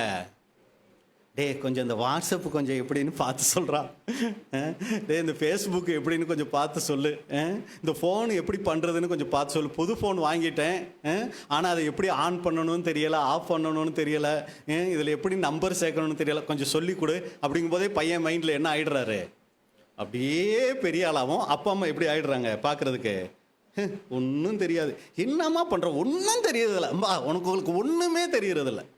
அந்த ஒரு நிலைமைக்கு இன்றைக்கி ஆயிட்டதுனால பொதுவாகவே பிள்ளைகளுடைய மனநிலை என்ன ஆயிடுச்சுன்னா, எங்கள் அப்பா வேஸ்ட்டு, எங்கள் அம்மா வேஸ்ட்டு, அவங்களுக்கு ஒன்றுமே தெரியாது, எனக்கு தான் அவங்கள விட அறிவு அதிகம் அப்படிங்கிற ஒரு வஞ்சகமான ஒரு காலத்துக்குள்ளே நம்ம போயிட்டோங்க. அதனால் அவங்க என்ன நினச்சிக்கிறாங்கன்னா, நமக்கு அறிவு ஜாஸ்தின்னு நினச்சிக்கிறாங்க. ஆனால் இது அவங்களுக்கு வந்திருக்கிற மிகப்பெரிய வஞ்சனைங்கிறது அவங்களுக்கு தெரிகிறதில்ல. பெற்றவங்களுக்கு இருக்கிற அனுபவம், பெற்றவங்களுக்கு இருக்கிற அந்த ஒரு வாழ்க்கை முறைகள் பிள்ளைகளுக்கு தெரியாது. இவங்களுக்கு தெரிஞ்சதெல்லாம் அந்த கையில் இருக்கிற பேசி மட்டும்தான் அவங்களுக்கு உலகமே ஒழிய உலக அனுபவங்கள் தெரியாது. அப்போ எப்பவுமே பெற்றவர்களுக்கு கொடுக்க வேண்டிய அந்த முக்கியத்துவத்தை கொடுக்கணும். இதை யார் கொடுத்தா? ஏசா சபை வாய்ப்பு கிடையாதுங்க. சபை வாய்ப்புக்கு தெரியாத இவ்வளவு நாள் நம்ம மோசமாக நினச்சிக்கிட்டு இருக்கிற, அதையும் மறந்துடாதீங்க, நம்ம ரொம்ப மோசமாக நினச்சிக்கிட்டு இருக்கிற ஏசா இவ்வளவு நல்லவராக இருந்திருக்கிறாரு. ஆனால் சபை வாய்ப்புக்கு போகும், நாங்கள் கிறிஸ்துவின் சாயலை நோக்கி போய் கொண்டு இருக்கிறோங்கிற நாம எப்படிப்பட்ட குணலட்சணங்கள் உள்ளவங்களாக இருக்கிறோம்? நீதிமொழிகள் 23:22. நீதிமொழிகள் 23ஆம் அதிகாரம் 22ஆம் வசனம். உன்னை பெற்ற தகப்பனுக்கு செவி கொடு, உன் தாய் வயது சென்றவள் ஆகும்போது அவளை அசட்டை பண்ணாதே. அப்ப என்ன ஆகும்? தாய் வயது சென்றவள் ஆகும்போது என்ன நம்ம ஆவோம்? அசட்டை பண்ணுவோம். அதனால தான் வசனம் என்ன சொல்லுது? வயசானா நீ அசட்டை பண்ணுவ, அதனால வயசாகும்போது என்ன பண்ணிடாத, அசட்டை பண்ணாதன்னு சொல்லி வேதம் நமக்கு எச்சரிப்பு கொடுக்குது. அப்போ அன்புக்குரிய சகோதர சகோதரிகளே, இதை நாமளே நிதானித்து பார்த்து கொள்ளணும். அப்போ இங்கே ஏசாக்கிட்ட நம்ம பார்த்துட்ட ஒரு காரியம், தகப்பனை சந்தோஷப்படுத்தக்கூடியவராக இருந்தார். முதல் காரியம், அவருக்கு சமைச்சு கொடுத்தாரு, பிரியமானதை சமைச்சு கொடுத்தாரு. ரெண்டாவது, அப்பா சொன்ன உடனேயே வனத்துக்கு போயிட்டு என்ன பண்ணுறாருங்க, வேட்டையாடி கொண்டு வரக்கூடிய அளவுக்கு தகப்பனுக்கு கீழ்ப்படியக்கூடிய ஒரு மனுஷனாக அவர் இருந்தார். இப்போ மூணாவது நம்ம பார்க்குறோம், தகப்பனை மிகவும் நேசித்த மகன். அப்பானா ஏசாவுக்கு அவ்வளோ ஒரு கொள்ள பிரியங்க. அந்த அளவுக்கு அப்பா மேலே அவ்வளோ ஒரு பாசம் வச்சவராக ஏசா இருந்தார். எப்படி சொல்லலாம் அப்படின்னா, இப்போ ஏசா சமைச்சு கொண்டு வராரு, அப்பா கிட்ட கொடுக்குறாரு. கொடுத்த உடனே நீ யாருப்பா அப்படிங்கிறாரு அவர். ஏப்பா நான் தான் ஏசா. இல்லையே, ஏற்கனவே ஏசா வந்து போயிட்டானே, அப்போ முன்னாடி வந்தது யாரு அப்படின்ன உடனே தான் அவருக்கே புரிய ஆரம்பிக்குது. ஆமாப்பா, நான் குரல் கூட நான் யோசித்தேன், யார் இது மாதிரி இருந்துச்சு. இல்லை எல்லாம் இருக்கீங்களாங்கிறதுக்கு தான் கேட்குறேன். இருக்கீங்க. யாக்கோபு குரல் மாதிரி தான் இருந்துச்சு. என்னடா இது, குரல் யாக்கோபு மாதிரி இருக்குது, ஆனால் தொட்டெல்லாம் பார்த்தேன், உடம்பெல்லாம் முடியாக இருந்துச்சு, வாசம் கூட உன்னோட அந்த வாசம் தான் கொஞ்சம் வீசிச்சு, காட்டு வாசனைன்னு நினைக்கிறேன், சரிங்களா, வாசனை தான் வீசிச்சு, அதை வச்சு நான் ஏமாந்துட்டேன்ப்பா அப்படின்னு சொல்கிறாரு. சொன்ன உடனே இப்போ ஏசா பாருங்க ரொம்ப அழுகிறாரு. ஆனால் கண்ணு தான் போச்சு, காது நல்லா தானே இருந்துச்சு, கொஞ்சம் யோசிச்சிருக்கலாம் தானே. அப்படியே யாக்கோபை கூப்பிடு, நான் நீ தான் ஏசாவா யாக்கோபான்னு நான் டெஸ்ட் பண்ணிக்கிறேன் அப்படின்னாவது சொல்லியிருக்கலாம் தானே. அப்படிங்கிற அளவுக்கு இவருக்கு யார் மேலே கோபம் வரல? ஈசாக்கு மேலே அங்கே கோபமே வரல. பாருங்க, வசனம் நம்ம வாசிக்கலாம். ஆதியாகமம் 27:34-35. ஆதியாகமம் 27ஆம் அதிகாரம் 34ஆம் வசனம் முதல். ஏசா தன் தகப்பனுடைய வார்த்தைகளை கேட்டவுடனே அவனுக்கு எல்லா ஆசீர்வாதத்தையும் கொடுத்துட்டேன். அப்படின்னா நம்ம பாஷையில் சொன்னா, சொத்து பூரா யாருக்கு எழுதி கொடுத்துட்டேன்? யாக்கோபுக்கு எழுதி கொடுத்துட்டேன்ப்பா, உனக்குன்னு எழுதி கொடுக்கறதுக்கு சொத்து எதுவுமே என்கிட்ட இல்லை அப்படின்னு சொன்ன உடனே மிகவும் மனம் கசந்துட்டார் ஏசா. வாழ்க்கையில் அவரால் இதை தாங்கவே முடியல, மிகவும் மனம் கசந்து உரத்த சத்தமிட்டு அலறி. இதை எப்படி நினைக்கலாம்? அந்த ஏரியாவே என்ன இருக்கும், கிடுகிடுத்து இருக்கும். உரத்த சத்தமிட்டு அலறாரு. ஐயோ நான் இனி என்ன பண்ணுவேன் அப்படின்னு அலறி தன் தகப்பனை நோக்கி, என் தகப்பனே, என்னையும் ஆசீர்வதியும் என்றான். அப்பா அப்பா எனக்கும் ஏதாவது ஆசீர்வாதம் கொடுங்கப்பா, என்னை ஆசீர்வதிங்கப்பா அப்படிங்கிறாரு. அதற்கு அவன், உன் சகோதரன் தந்திரமாய் வந்து உன்னுடைய ஆசீர்வாதத்தை பெற்றுக்கொண்டான் என்றார். அவன் வந்து ஏமாத்தி பிடுங்கிட்டான்ப்பா அப்படிங்கிறாரு. அடுத்த வசனம் 38ஆம் வசனம். ஏசா தன் தகப்பனை நோக்கி, என் தகப்பனே, இந்த ஒரே ஆசீர்வாதம் மாத்திரமா உம்மிடத்தில் உண்டு? என் தகப்பனே, என்னையும் ஆசீர்வதியும் என்று சொல்லி ஏசா சத்தமிட்டு அழுதான். அப்போ ஏதோ கொஞ்சம் மிச்சம் கீழே இருக்க வசனங்களை நம்ம பார்க்கலாம். கொஞ்சம் மிச்சம் மீதி இருந்தால் ஏதோ ஒன்று கொடுக்குறாரு. கொடுத்த உடனே ஏசா தகப்பனை நோக்கி, இது ஒன்று தாப்பா உங்ககிட்ட இருக்குதா, அப்பா என்னை ஆசீர்வதிங்கப்பான்னு சொல்லி சத்தமிட்டு அழுதான். ரொம்ப சத்தம் போட்டு அழுகிறாருங்க. ஆனால் கொஞ்சம் கூட இவருக்கு யார் மேலே கோபம் வரல தெரியுங்களா? ஈசாக்கு மேலே கோபமே வரலைங்க. ஒரு சமயம் இவர் கோபம் வந்திருந்தா என்ன பண்ணியிருப்பார் அப்படின்னு சொல்லி நீங்கள் பார்த்தீங்கன்னா, அப்பாவை ரொம்ப மோசமாக திட்டி இருக்கலாம். அடுத்து நீங்கள் பார்த்தீங்கன்னா, இப்படியெல்லாம் நீ பண்ணிட்டல, இனி உனக்கும் எனக்கு எந்த ஒட்டு வரவும் இல்லை, இனி நான் உன்னை மூஞ்சிலேயே முழிக்க மாட்டேன்னு சொல்லிட்டு என்ன பண்ணியிருக்கலாம்? அவர் அப்பாவை விட்டே என்ன பண்ணியிருக்கலாம்னா அந்த தேசத்தை விட்டே இவர் போயிருக்கலாம். ஆனால் நீங்கள் பாருங்கள், அடுத்த வசனம் கூட நீங்கள் அது வாசிட்டோம்ல, ஆதியாகமம் 27:28. ஏசா தன் தகப்பனை நோக்கி, என் தகப்பனே, இந்த ஒரே ஆசீர்வாதம் மாத்திரமா உம்மிடத்தில் உண்டுன்னு சொல்லி என்ன பண்ணுறாருங்க? சத்தமிட்டு அழுதாரே ஒழிய அங்கே ஈசாக்க எந்த ஒரு தவறான வார்த்தையோ கடினமான வார்த்தையோ இல்லை எதுவுமே அவர் அங்கே சொல்லலை. முழுக்க முழுக்க யாக்கோபு மேலே தான் அவர் கோபம் வந்துச்சு ஒழிய அப்பா மேலே அவருக்கு என்ன வரவே இல்லைன்னா கோபம் வரவே இல்லை. அப்போ தகப்பனை ரொம்ப நேசிக்கிறார். அதனால அப்பா பாவோங்கிறத அவர் மைண்டில் இருந்துச்சு ஒழிய அப்பாவே அவர் என்ன பண்ணலைன்னா அங்கே விரோதிக்கலை. அப்போ அன்புக்குரிய சகோதர இதில் நமக்கு என்ன பாடம்னா, ஒரு சமயம் ஏசா அவ்வளவு கஷ்டப்பட்டு போனதுக்கு காரணம் பிரதர், வேட்டையாடிட்டு வந்ததுக்கு காரணம் சொத்து கிடைக்குதுன்னு அப்படின்னு நம்ம நினைச்சோம்னா, இப்போ சொத்து போயிடுச்சுன்னா உடனே இவர் என்ன ஆயிருக்கணும்? செயல்பாடுகள் அங்கே மாறி இருக்கணும். ஆனால் இவர் என்ன பண்ணலாம்? சத்தம் விட்டு அழுறாரே ஒழிய அப்பாவை விட்டு அவர் பிரிஞ்சு போகலை. அப்போ இன்னைக்கு நீங்கள் எடுத்துக்கிட்டீங்கன்னா இதில் நமக்கு என்ன பாடம்னா, இன்னைக்கு அநேக பிள்ளைகள் உலகத்தில் அதை நம்ம பார்க்குறோம். ஆவிக்குரிய ரீதியத்தில் பார்க்குறதுக்கு வாய்ப்பு குறைவு. இப்போ பெற்றோரை நேசிக்கிறதுக்கு பின்னாடி இருக்கிற முக்கிய காரணமே என்னவா இருக்குது தெரியுங்களா? பணம் பணம் பணம் தாங்க. அப்பா கிட்ட இவ்வளவு பணம் வரும், அப்பா கிட்ட இவ்வளவு சொத்து இருக்குன்னா ஒரு பாசம், அப்பா கிட்ட ஒன்றுமே இல்லை அப்படின்னா அவங்கள வெறுக்கக்கூடிய ஒரு காரியம். இன்னைக்கு பெற்றோர்களே பிள்ளைகள் நம்மளை கடைசி வரைக்கும் பார்க்கணுங்கிறதுக்காக ஒரு பாதுகாப்பாகவே என்ன பண்ண வேண்டியதாக இருக்குது? என் மரணத்துக்கு பிறகு அப்படின்னு எழுதி வைக்க வேண்டியதாக இருக்குது. ஏன் அப்படின்னா, எங்கே இப்போவே எழுதி வச்சுட்டா நம்மளை அனாதை ஆசிரமத்துக்கோ இல்லை எங்கேயாவது ஓல்டேஜ் ஹோமுக்கோ கொண்டு போய் விட்டுருவாங்களோன்னு சொல்லி ஒரு பாதுகாக்க வேண்டிய சூழ்நிலைக்கு இன்னைக்கு உலகம் போயிடுச்சுங்க. பெற்றோர் பிள்ளைகளை நம்ப முடியலை. ஏன்னா பிள்ளைகள் நம்மளை உண்மையாக அன்பு கூறுறாங்களா இல்லை நம்மக்கிட்ட இருக்கிற சொத்து பத்துக்காக அன்பு கூறுறாங்களாங்கிறதே மிகப்பெரிய ஒரு கேள்வியாக இருக்குது. நீங்கள் நிறைய வீடியோக்கெல்லாம் பார்த்துருக்கலாம். அப்பா அம்மாவை அப்படியே பைக்கில் கூட்டிக்கிட்டு வந்து நடு ரோட்டில் இறக்கி விட்டுவிட்டு பைக்கை எடுத்துக்கிட்டு போயிடுற பசங்க இருக்காங்க. மருமகங்க சின்ன வயசான அம்மாவை எந்திரிச்சே அதால் உட்கார முடியாது, எட்டி உதச்சி வெளியே கீழே தள்ளி இப்படியெல்லாம் கொடுமைப்படுத்துறதையெல்லாம் நம்ம பார்க்குறோங்க. அப்போ அன்புக்குரிய சகோதரர், எதுக்கு இதை சொல்ல வரோன்னா, பாருங்க இப்படி இருக்குது உலகம். இன்னைக்கு சொத்துக்கள் இருக்கிற வரைக்கும் அவங்கனால ஒரு யூஸ் ஆகுற வரைக்கும் அவங்கள என்ன பண்ணுறது? பாதுகாக்கிறது, பராமரிக்கிறது. எனக்கு தெரியும் ஒரு சகோதரி உலகத்தில் தான் தன்னுடைய தகப்பன் பார்த்தீங்கன்னா, அவங்க கணவன் வந்து அவங்கள ஒரு வாலிப, அதாவது திருமணமாய் கொஞ்ச நாள்லேயே அந்த கணவன் அந்த சகோதரியை விட்டுட்டு போயிட்டார். அவங்களுக்கு 2 பெண் பிள்ளைகள். இந்த தகப்பனார் என்ன தெரியுங்களா பண்ணார்? அந்த சகோதரியையும் பாதுகாத்து அந்த 2 பிள்ளைகளுக்கும் நல்ல இடத்துல நல்ல விதமாக திருமணம்லாம் செஞ்சு கொடுத்தாருங்க. இவர் கஷ்டப்பட்டு வேலை செஞ்சு சம்பாரித்து கொடுத்தாரு, எல்லாம் செஞ்சார். ஆனால் இவர் சம்பாதிக்கிறதுக்கு முடியலைன்னு உடனே அந்த சகோதரி என்ன தெரியுங்களா பண்ணாங்க? இனி எங்கள் அப்பாவை என்னால் பார்க்க முடியாது. அப்போ தான் அந்த சகோதரிக்கு அவங்களுக்கு இருக்கிற 2 சகோதரர்கள் ஞாபகத்துக்கு வராங்க. நான் எதுக்கு பொண்ணு தான் பையனை பார்க்கணுமா? ஏன் நீங்கள் எதுக்கு 2 பசங்க இருக்கிறீங்க? இவ்வளவு நாள் அந்த தகப்பன் தான் தன்னை பார்த்துக்கிட்டாரு, தன்னுடைய பிள்ளைகளுக்கெல்லாம் கஷ்டப்பட்டு சம்பாதிச்சு வரதட்சணையெல்லாம் கொடுத்து மேரேஜ் பண்ணி வச்சாரு. இதெல்லாம் என்ன ஆயிடுச்சு? அவங்களுக்கு சுத்தமாக மறந்து போயிடுச்சு. 2 பசங்க இருக்கீங்களே, நீங்கள் பாருங்க, நான் எதுக்கு பார்க்கணும் அப்படின்னு சொல்லி அந்த தகப்பனையே வீட்டை விட்டு வெளியே அனுப்பிச்சிட்ட சூழ்நிலை என் கண்ணுக்கு தெரிஞ்சு என் அனுபவத்தில் இதை நான் பார்த்துருக்கேன். அப்போ அன்புக்குரிய சொல்லி எதுக்கு இதை சொல்ல வரோன்னா, பாருங்க இந்த உலகம் இன்னைக்கு சுயம் அந்த சுய ஆசை இப்படி நிறைஞ்சு போய் இருக்குதுங்க. ஆனால் ஏசா இந்த மாதிரி பண்ணிடல. என்னது? சேஷ்ட புத்திர பாகமும் ஏற்கனவே அவன் பிடிங்கிட்டான், இப்போ சொத்து பூரா அவனுக்கு எழுதி கொடுத்துட்டீங்க, நான் எதுக்கு உங்களை பார்க்கணும்? சேஷ்டபுத்திர பாகம் இருக்கிறவங்க தானே உங்களை பார்க்கணும், பார்த்துக்கட்டும். சொத்து பூரா அவன்கிட்ட தானே எழுதிட்டீங்க, இனி இந்த இடத்துட்டே நான் இருக்க மாட்டேன், நான் காட்டுக்கு போகிறேன், அங்கே போயிட்டு நான் சம்பாரித்து என்னமோ பண்ணிவிட்டு நான் எப்படியோ போகிறேன். நல்லா கவனிச்சிங்கன்னா பெற்றவங்களை விட்டு யார் போனால் தெரியுங்களா? யாக்கோபு தான் போனார். யார் போகலை தெரியுங்களா? இவர் அவங்களுக்கு பிடிக்காம மேரேஜ் பண்ணால் கூட இவர் அங்கேயே தான் இருந்தாருங்க.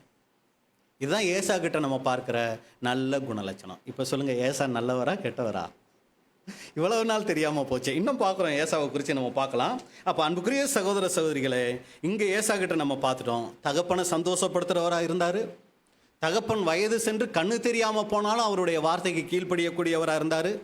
தகப்பனை ரொம்ப நேசிக்கக்கூடியவராக இருந்தார். அடுத்து நீங்கள் பார்த்தீங்கன்னா, தகப்பன் துக்கப்படுறத, அப்பா மனசு கஷ்டப்படுறத விரும்பாதவராக இருந்தாருங்க. வசனம் நம்ம வாசிக்கலாம். ஆதியாகமம் 27:41. ஆதியாகமம் 27:41. யாக்கோபை தன் தகப்பன் ஆசீர்வதித்தது நிமித்தம் ஏசா யாக்கோபை பகைத்து, என் தகப்பனுக்காக துக்கிக்கும் நாட்கள் சீக்கிரமாய் வரும், அப்பொழுது என் சகோதரனாகிய யாக்கோபை கொன்று போடுவேன் என்று ஏசா தன் இருதயத்திலே சொல்லிக் கொண்டான். இதில் அண்டர்லைன் பண்ணுற மாதிரி உங்களுக்கு என்ன வசனம் ஞாபகம் வருது? இவ்வளவு நாள் இந்த வசனத்தை எப்படி படிச்சீங்கன்னு தெரியாது. இப்போ ஏசாவை எப்படி பார்த்துக்கிட்டு இருக்கோம்? நல்லவராக பார்த்துட்ருக்குறோம். இப்போ சம்பவம் என்ன அப்படின்னா, வந்துட்டாரு, அப்பா கிட்ட வந்துட்டாரு. அப்பா சொத்து பூரா தம்பிக்கு எழுதி கொடுத்துட்டேன்ட்டாரு. ரொம்ப கோபம் ஆயிடுச்சு தம்பி மேலே. யாக்கோபை தன் தகப்பன் ஆசீர்வதித்தது நிமித்தம் ஏசா யாக்கோபை பகைத்து, என் தகப்பனுக்காக துக்கிக்கும் நாட்கள் சீக்கிரமாய் வரும், அப்பொழுது என் சகோதரனாகிய யாக்கோபை கொன்று போடுவேன் என்று ஏசா தன் இருதயத்திலே சொல்லி கொண்டான். ஏசாவை கெட்டவராக பார்த்தோம்னா யாக்கோபை கொன்று போடுவேங்கிறது தெரியும், சரிங்களா? ஆனால் இங்கே ஏசாவை நல்லவராக நம்ம பார்த்துட்டு இருக்கோம். இதில் உங்களுக்கு அண்டர்லைன் பண்ணுற மாதிரி எந்த வசனம் ஞாபகம் வருது? எந்த பகுதி? யாக்கோபு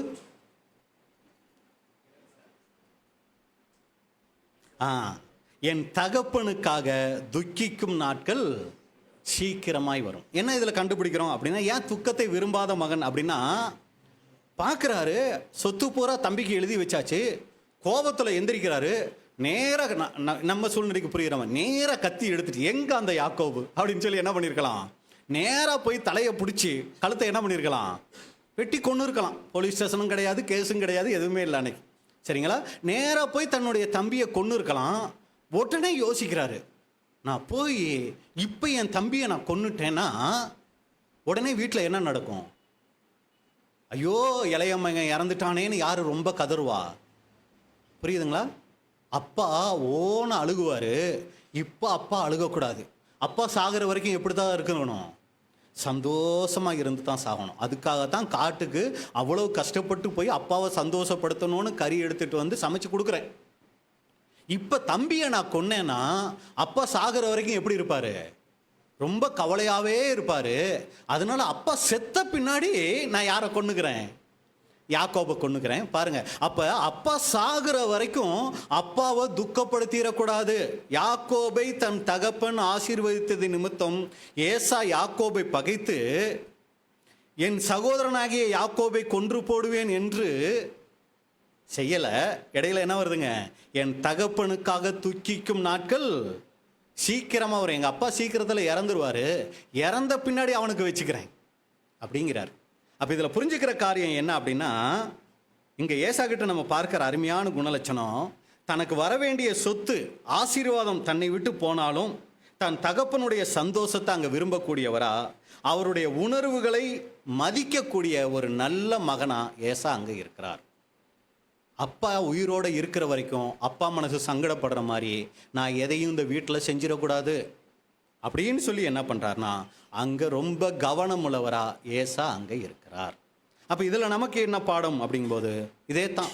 இன்றைக்கு பெற்றோர்கள் நம் நிமித்தம் சந்தோஷப்படக்கூடியவங்களாக இருக்கிறாங்களா, இல்லை துக்கப்படக்கூடியவங்களாக இருக்கிறாங்களா? ஒரு சமயம் அவங்க சத்தியத்தில் வராதவங்களாக இருக்கலாம். எங்கள் அப்பா அம்மாவுக்கு சத்தியமே தெரியாது பிரதர், விக்கிரக வணக்கத்தில் இருக்காங்க பிரதர், இருக்கலாம். சத்தியத்தில் வந்துட்டாங்க பிரதர், அந்த சத்தியத்தை புரிஞ்சிக்கக்கூடிய அளவுக்கு அவங்களுக்கு கெப்பாசிட்டியே இல்லை பிரதர். இவ்வளவு சத்தியம் கேட்டுட்டு வீட்டில் போயிட்டு இப்படி தான் பிரதர் பேசுகிறாங்க, இப்படி தான் பிரதர் நடந்துக்கிறாங்க, இருக்கலாம். நாம் புரிந்து கொண்ட அளவுக்கு, நாம் கிரகித்த அளவுக்கு நம்மளுடைய பெற்றோர் புரிந்து கொள்ளுதல்ல குறைவுள்ளவர்களாக இருக்கலாம். அதுக்காக அவங்கள வெறுத்தரலாமா? அதுக்காக அவங்கள தவறாக பேசிடலாமா? இல்லைங்க. அவங்களுடைய உணர்வுகளை மதிக்கக்கூடியவர்களா நாம் இருக்கணும். விலகினம் தான். ஏன்னா நம்ம இன்னைக்கு கற்றுக்கொண்ட அளவுக்கு அவங்க கற்றுக்கொள்கிறதுல குறைவுள்ளவர்களாக இருக்கலாம். அவங்க பேசுகிற விதத்தில், பழகின விதத்தில் குறைவு. ஏன்னா நம்ம படிச்சிருப்போம், அவங்க படிப்பறிவில் குறைவுள்ளவங்களாக இருப்பாங்க. அதுக்கு தகுந்த மாதிரி தான் அவங்களுடைய செயல்பாடுகள் இருக்கும். அதுக்காக அவங்கள நம்ம லெவலில் வச்சு பார்த்து, நம்ம மாதிரி அவங்க இல்லையேன்னு சொல்லி நாம் அவர்களை கேவலமாக நடத்திடுறோமா? ரொம்ப ஜாக்கிரதையாக இருக்கணும். இங்கே ஏசா தன்னுடைய தகப்பன் துக்கப்படுறத விரும்பாதவரா அவர் அங்கே இருந்தார். தகப்பன் மேலே ஒரு அக்கறை கரிசனை உள்ளவரா இருந்தார் அப்படின்னு பார்க்கிறோம். அப்போ இதுவரைக்கும் நம்ம பார்த்துட்டோம். எத்தனை காரியம்? 4 காரியங்கள் பார்த்தோம். தகப்பனை சந்தோஷப்படுத்துகிறவர், தகப்பனுக்கு கீழ்ப்படியக்கூடியவர், தகப்பனை நேசிக்கிறவர், தகப்பன் துக்கப்படுகிறதை விரும்பாதவர். அப்போ அன்புக்குரிய சகோதர சரி, இது பூமிக்குரிய பெற்றோருக்கு ஏசா செய்தது.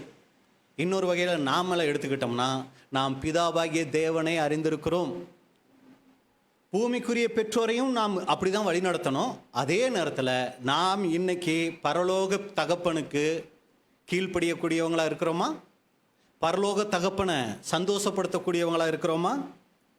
பரலோக தகப்பனை நேசிக்கக்கூடியவங்களா இருக்கிறோமா? பரலோக தகப்பன் துக்கப்படுறத விரும்பாதவங்களா நம்ம இருக்கிறோமா? ஐயோ, இந்த ஒரு காரியம் செஞ்சால் அப்பா துக்கப்படுவாரே. ஏன்னா இன்னைக்கு நம்ம நிறைய பேருக்கு அப்பா அம்மா இன்னைக்கு இல்லாமல் இருக்கலாம், ஆனால் பரலோக பிதா நமக்கு இருக்கிறாரே. அப்போ இந்த பூமிக்குரிய வாழ்க்கையில் பரம பிதாவை நாம் எப்படி இன்னைக்கு வைத்து கொண்டு இருக்கிறோம், இதையும் கூட நம்ம யோசிக்கணும். இப்போ அடுத்து என்ன பண்ண போகிறோம்னா, 5வது ரொம்ப அருமையாக இந்த ஏசா கிட்ட நம்ம பார்க்குற ஒரு குணலட்சணம் மன்னிக்கும் குணம். அப்பா சொத்து பூரா தம்பி வாங்கிட்டு போயிட்டாரு, அப்பா சாகட்டும், அந்த தம்பியை பார்த்துக்கிறேன் அப்படின்னு ரொம்ப ஆசை வேஷமாக போகிறாரு வெளியில். யாருக்கு தெரிஞ்சிருச்சு? ஈசாக்கு. ரெபேக்கா, அந்த ஏசா யாக்கோபை கொன்னே தீருவேன் அப்படின்னு சொல்லிட்டு போகிறான், நீ அவனை ஏதாவது ஒன்று பார்த்து பண்ணு. ஏன்னா நான் எந்திரிச்சு நடமாடுற மாதிரி இருந்தால் கூட ஏதாவது பண்ணலாம், கண்ணு தெரியாது, ஏதாவது பார்த்து பண்ணு அப்படின்ன உடனே ரெபேக்கால் கூப்பிட்டு, மகனே நீங்கள் இருந்தேன்னா உங்கள் அண்ணன் உன்னை கொல்ல வருவான், நீ அதுக்கு எதிர்த்து சண்டை போடுவ. ஒரு சமயம் அவன் உன்னை வெட்டுறானா, நீ அவனை வெட்டுறையான்னு சரி தெரியாது. ஒரு சமயம் 2 பேரும் ஒருத்தர் வெட்டிக்கிட்டு 2 பிள்ளைங்களையும் இழந்து நாங்கள் அப்போ அனாதைகளாக ஆகிடக்கூடாது. அதனால நீ இப்போவே என்ன பண்ணுனா, உங்கள் மாமா லாபான் இருக்கிறாரு, அவர் வீட்டுக்கு நீ போ அப்படின்னு சொல்லி என்ன பண்ணிட்டாங்க, யாக்கோபை அனுப்பிச்சி வச்சுட்டாங்க. வருடங்கள் பல கடந்துருச்சு. 7 7 14, அதுக்கப்புறம் கொஞ்சம் வருடங்கள், ஒரு சில வருடங்கள் கடந்துருச்சு. இப்போ ஏசா கிட்ட ஒரு ஆள் ஓடி வந்து சொல்கிறாரு, ஏசா உங்கள் தம்பி யாக்கோபு வர்றானா? யார் அவன்? கொல்லணும்னு நினச்சிக்கிட்டு இருந்தவன், சரிங்களா? இப்போ வர்றானா, என்னோட சொத்தை பூரா பிடுங்கினவன் வர்றானா, வரட்டும் இப்போ அப்படின்னு சொல்லி, எடு அந்த கத்தியை அப்படின்னு சொல்லி யார் எடுக்கலை? ஏசாங்க எடுக்கலை. இப்போ வசனம் நம்ம பார்க்கிறோம். ஏசாவினுடைய அந்த மன்னிக்கும் குணம் பாருங்க. ஆதியாகமம் 33:4. ஆதியாகமம் 33ஆம் அதிகாரம் 4ஆம் வசனம். அப்பொழுது ஏசா எதிர்கொண்டு ஓடி வந்து அவனை தழுவி அவன் கழுத்தை கட்டி கொண்டு அவனை முத்தம் செய்தான். இருவரும் அழுதார்கள். இதுக்கு முன்னாடி இந்த வசனத்தை டேஸ்ட் பண்ணியிருக்கீங்களா? அப்படியே அந்த கற்பனைக்கு நீங்கள் போயிடணும் பாருங்க. அப்பொழுது ஏசா எதிர்கொண்டு அவன் வரட்டும், அப்புறம் நான் பேசிக்கிறேன். இருந்தாலும் கொஞ்சம் கோபம் கம்மியாக தான் இருக்குது, இருந்தாலும் அவனா வரட்டும், வரும்போது நான் பேசிக்கிறேன். அப்படியெல்லாம் இருக்கலைங்க. என்ன பண்ணுறாரு? கேள்விப்பட்ட உடனேயே எதிர்கொண்டு ஓடி வந்து, இதை எங்கே பார்ப்போம் தெரியுங்களா? லூக்காவில் பார்ப்போம். அந்த இளைய குமாரன் தகப்பனை விட்டு பிரிஞ்சு சொத்து பத்தெல்லாம் அழிச்சிட்டு வரும்போது தூரத்தில் அவனை பார்த்த உடனே என்ன பண்ணுவார்? அப்பா ஓடுவார். அதான் அந்த தகப்பனுடைய பாசம்னு பார்த்துருப்போம். இங்கே பாருங்க, இந்த ஏசா அந்த தகப்பனுடைய பாசத்தை காமிக்கிறாரு. தம்பி வர்றான்னு தெரிஞ்ச உடனே எதிர்கொண்டு ஓடி வந்து அவனை தழுவி அப்படியே கட்டி பிடிச்சி அவன் கழுத்தை கட்டி கொண்டு, அந்த காலத்தில் வந்து பார்த்தீங்கன்னா அந்த கழுத்தை கட்டி பிடிச்சிக்கிட்டு அழுகிறது அன்பின் மிகப்பெரிய வெளிப்பாடு. யாக்கோபும் யோசிப்பும் பார்த்தீங்கன்னா வெகு நேரம் கழுத்தை கட்டி கொண்டு அழுதார்கள் அப்படின்னு இருக்கும், அந்த அன்பின் பிணைப்பு, சரிங்களா? அப்ப கழுத்தை கட்டி கொண்டு அவனை முத்தம் செய்தான். இருவரும் அழுதார்கள். கொஞ்சம் கூட அந்த கோபம், அந்த வைராக்கியம், அந்த எரிச்சல், அந்த பகை உணர்வு எதுவுமே இங்கே யாருக்கிட்ட பார்க்க முடியலைன்னா ஏசா கிட்ட அங்கே பார்க்க முடியலை. யார் வர்றா? ஒருவேளை உணவுக்காக ஏதோ வேற எதையாவது கேட்டிருக்கலாம். சேஷ்டபுத்திர பாகத்தையே வஞ்சனமாக திருடிக்கிட்டவர். தன்னோட வேஷத்தை போட்டுக்கிட்டு போயிட்டு அப்பா கிட்ட இருந்த சொத்து பத்தி எல்லாத்தையும் வாங்கிக்கிட்டவர். சரிங்களா?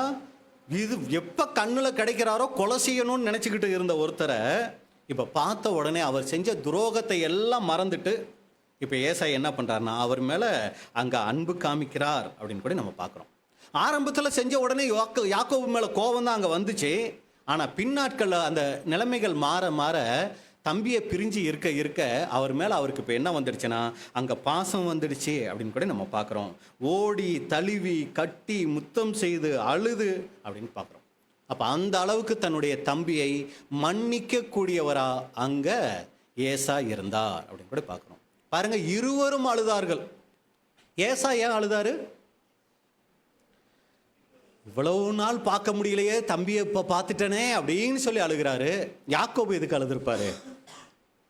அப்பா தப்பிச்சேண்டாவா, எங்க கொன்னுருவானோன்னு நினைச்சேன், ஆனா என்ன பண்ணல, நல்ல நேரம் கழுத்தை நெரிப்பான்னு பார்த்தேன், ஆனா கழுத்தை கட்டி பிடிச்சி அழுகிறானே அப்படின்னு சொல்லி என்ன பண்றாருன்னா அண்ணனுடைய அந்த மன்னிச்ச குணத்தை பார்த்து என்ன ஆகுறாரு, இப்படி எங்க அண்ணனா, ஏன்னா மன்னிப்பார்னு சுத்தமா தெரியாது. மன்னிப்பார்னு தெரிஞ்சிருந்தா என்ன பண்ணிருக்கவே மாட்டாரு. ஏற்கனவே 720 ஒரு லிஸ்ட் பார்த்தோம் இல்லைங்களா, இதெல்லாம் என்ன பண்ணிருக்க மாட்டாரு, அங்க கொண்டு வந்திருக்க மாட்டாரு. நான் சாதாரணமா வந்திருப்பாரு. இதையெல்லாம் முன்னாடி கொண்டு வந்து காமிச்சதோட காரணம் என்ன அப்படின்னு சொல்லி பார்த்தீங்கன்னா, இதை பார்த்தாவது எங்க அண்ணனுக்கு என் மேல கோபம் வரக்கூடாது. அதை பார்த்து தான் கோபம் இல்லாமல் போச்சா, பின்னாடி நம்ம பார்க்கலாம். அப்போ பாருங்க, இங்க பார்த்தீங்கன்னா அந்த அளவுக்கு ஒரு மன்னிக்கக்கூடிய ஒரு குணம் இங்க ஏசா கிட்ட இருந்துச்சு. கட்டி பிடிச்சி அங்கே அழுகிறார் அப்படின்னு கூட நம்ம பார்க்குறோம். இதில் நமக்கு என்ன பாடம் அப்படின்னா, இவ்வளவு சத்தியம் தெரிஞ்சிட்டோம், எவ்வளவோ காரியங்கள் ஊழியங்கள் செய்கிறோம், பேசுகிறோம், கேட்குறோம், எல்லாம் பண்ணுறோம். இந்த பூமி நமக்கு நிரந்தரம் இல்லை, இந்த பூமியில் நமக்கு எதுவுமே சொந்தம் இல்லை, எல்லாமே அனித்தியம்னு சொல்லி பார்க்குறோம். ஆனால் இன்னைக்கு நமக்கு இந்த பூமியில் யாராவது ஏதாவது ஒரு துரோகம் பண்ணிட்டாங்க அப்படின்னா அவங்கள நம்மளால் மன்னிக்க முடியுதுங்களா? ஏசா யாக்கோபுக்கு செஞ்சதை விட ஒரு பெரிய துரோகத்தை இன்னைக்கு நமக்கு யாராவது செஞ்சிட முடியுமா?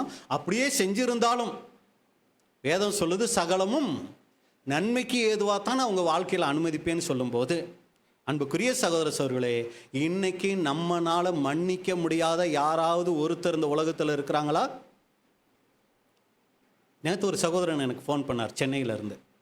அவர் ஒரு பாடம் கேட்டிருந்தார், தேவனை தொழுதுகொள்னு அந்த வருட ஆரம்பத்தில் ஒரு பாடம் எடுத்திருந்தோம். அந்த பாடத்தை கேட்டிருக்கிறாரு. அவருக்கு அவங்களுடைய பெண் பிள்ளைகள் மேலே ரொம்ப கோபம். ஏதோ ஒரு காரியங்கள் அவங்க தகப்பன் பிடிக்காத காரியத்தை செஞ்சிட்டாங்க, ரொம்ப கோபத்தில் இருந்திருக்கிறாரு.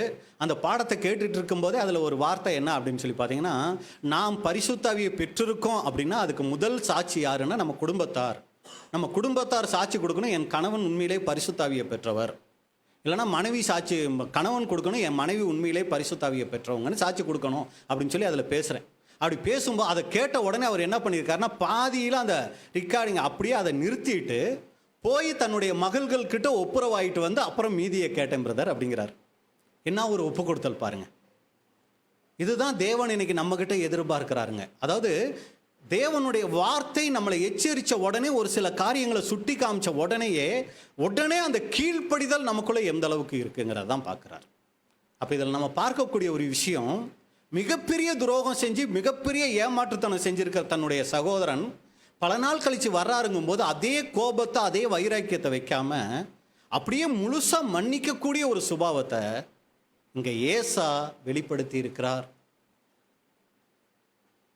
பூமிக்குரிய ஆசீர்வாதத்தை பெற்றுக்கொள்ளப் போகிற இவங்களே இந்த அளவுக்கு ஒரு குணலட்சணத்தை காமிச்சிருக்கும் போது, பரலோகத்துக்கு சொந்தமானவர்களாகிய நாம இன்னைக்கு எப்படிப்பட்ட குணலட்சணம் உள்ளவங்களா நாம இருக்கிறோம்? அப்ப இங்க ஏசா கிட்ட நம்ம பார்த்துட்ட அருமையான குணலட்சணம் மன்னிக்கும் தன்மைன்னு பார்க்குறோம். அடுத்து நீங்க பார்த்தீங்கன்னா 6வது, பொருளாசை அற்றவர்.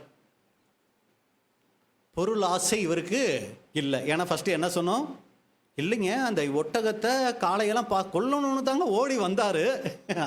ஆனால் இந்த ஆடு மாடு ஒட்டகத்தையெல்லாம் பார்த்த உடனே இவ்வளவு கொடுக்குறான், இவனை போய் கொள்றதா அப்படின்னு நினச்சி என்ன ஆயிட்டாரு, மனம் மாறிட்டாரு அப்படின்னு நம்ம நினச்சோம்னா, இப்போ அவர் பாருங்க அவருக்குள்ள அந்த பொருளாசை இருந்துச்சா அப்படின்னா, ஆதியாகமம் 33:8-9. ஆதியாகமம் 33 அதிகாரம் 8 முதல், அப்பொழுது அவன் எனக்கு எதிர்கொண்டு வந்த அந்த மந்தையெல்லாம் என்னத்துக்கு என்றான். அதையெல்லாம் தாண்டி ஓடி வந்திருக்கிறார். அப்ப நான் ஓடி வரும்போது எதுக்கால கொஞ்சம் எல்லாம் போச்சு, ஆடு மாடு ஒட்டகம் எல்லாம் போச்சே, அதெல்லாம் என்னத்துக்கு அப்படின்னு கேட்கிறாரு. அதற்கு அவன், என் ஆண்டவனுடைய கண்களில் எனக்கு தயவு கிடைக்கிறதற்கு என்றான். நீங்க என்ன கொல்லாம இருக்கிறதுக்கு ஏசா அப்படிங்கிறாரு. அதுக்கு ஏசா, நல்ல நேரம் அதை பார்த்ததுனால உன்னை விட்டேன் அப்படின்னு சொன்னாரா? கீழே வாசிங்க. அதற்கு ஏசா, என் சகோதரனே, எனக்கு போதுமானது உண்டு, உன்னுடையது உனக்கு இருக்கட்டும் என்றான். இதான் பொருளாசையற்ற தன்மை அவர்கிட்ட. இதெல்லாம் எனக்கா? சேச்சே, எனக்கு அதெல்லாம் எதுவுமே வேணாம், எனக்கு போதுமானது உண்டு, உன்னுடையது உனக்கு இருக்கட்டும். எனக்கு நிறைய இருக்குப்பா, எனக்கு சொத்து பத்தெல்லாம் நிறைய இருக்குது, எனக்கு அதெல்லாம் எதுவுமே வேண்டாம், எனக்கு போதுமானது இருக்குது, அதனால இதெல்லாம் நீயே வச்சுக்க.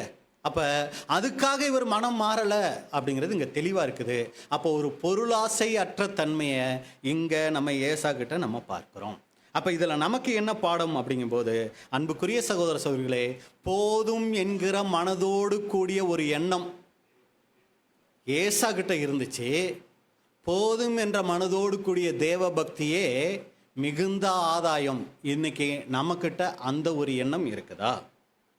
இந்த ஒரு எண்ணம் நம்மக்கிட்ட இருக்கணும்னு அப்போஸ்தலன் பவுல் அங்கே சொல்கிறத நம்ம பார்க்குறோம். இன்னைக்கு உலகத்தில் பார்த்தீங்கன்னா இந்த சொத்துக்களுக்காக அடித்து கொள்ளுகிற உடன்பிறப்புகள் எத்தனை பேர், அண்ணனும் தம்பியுமா பேசிக்காம ரொம்ப பார்த்தீங்கன்னா பயங்கர அடிதடி கொலை வரைக்கும் போயிடுறாங்க இந்த சொத்துக்காக. ஆனால் தேவ பிள்ளைகளாகிய நாம் இன்னைக்கு இந்த சொத்துக்களுக்காக, பிரதர் அவன் சத்தியத்தில் தான் இருக்கான் பிரதர், ஆனால் அவன் மூஞ்சையை நான் பார்க்க மாட்டேன் பிரதர். ஏன்னா அந்த மாதிரி வஞ்சகமாக என் சொத்தில் என்ன பண்ணிட்டான், ஏமாற்றி வாங்கிட்டான் பிரதர். இந்த மாதிரி ஏதாவது நம்ம சகோதரர்களை பகைக்கக்கூடியவங்களா நாம் இருக்கிறோமா? உலக காரியங்களுக்காக நாம் ஏதாவது சொல்கிறோமா? அடுத்து இன்னைக்கு பார்த்தீங்கன்னா சகோதரர்கள் அட்ஜஸ்ட் பண்ணி போயிடுவாங்க.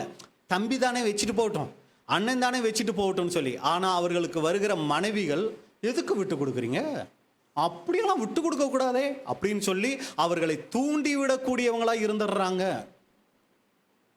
இப்படி நம்ம யாராவது இருந்துடுறோமா? ஏன்னா இந்த உலகம் அனித்தியம், இந்த உலகத்தில் இருக்கிறது எல்லாமே அனித்தியம். நாம் நித்தியத்துக்காக வாழக்கூடியவர்களுங்கும் போது அனித்திய பொருள்களுக்காக நாம் தேவ சுபாவத்தை இழந்துடக்கூடாது அன்புக்குரிய சகோதர சகோதரிகளே. அப்போ ஏசா கிட்ட நம்ம பார்க்குற அருமையான ஒரு காரியம், பொருளாசை அற்றவர். அடுத்து நீங்கள் பார்த்தீங்கன்னா இவர்கிட்ட ஒரு காரியம், அடுத்தவங்க பொருளை இச்சிக்காதவர், அடுத்தவங்க பொருள் மேலே பிரியமில்லாதவர். எப்படி சொல்கிறோம்? அந்த 9வது வசனம் வாசிங்க. ஆதியாகமம் 33:9. ஆதியாகமம் 33ஆம் அதிகாரம் 9ஆம் வசனம்.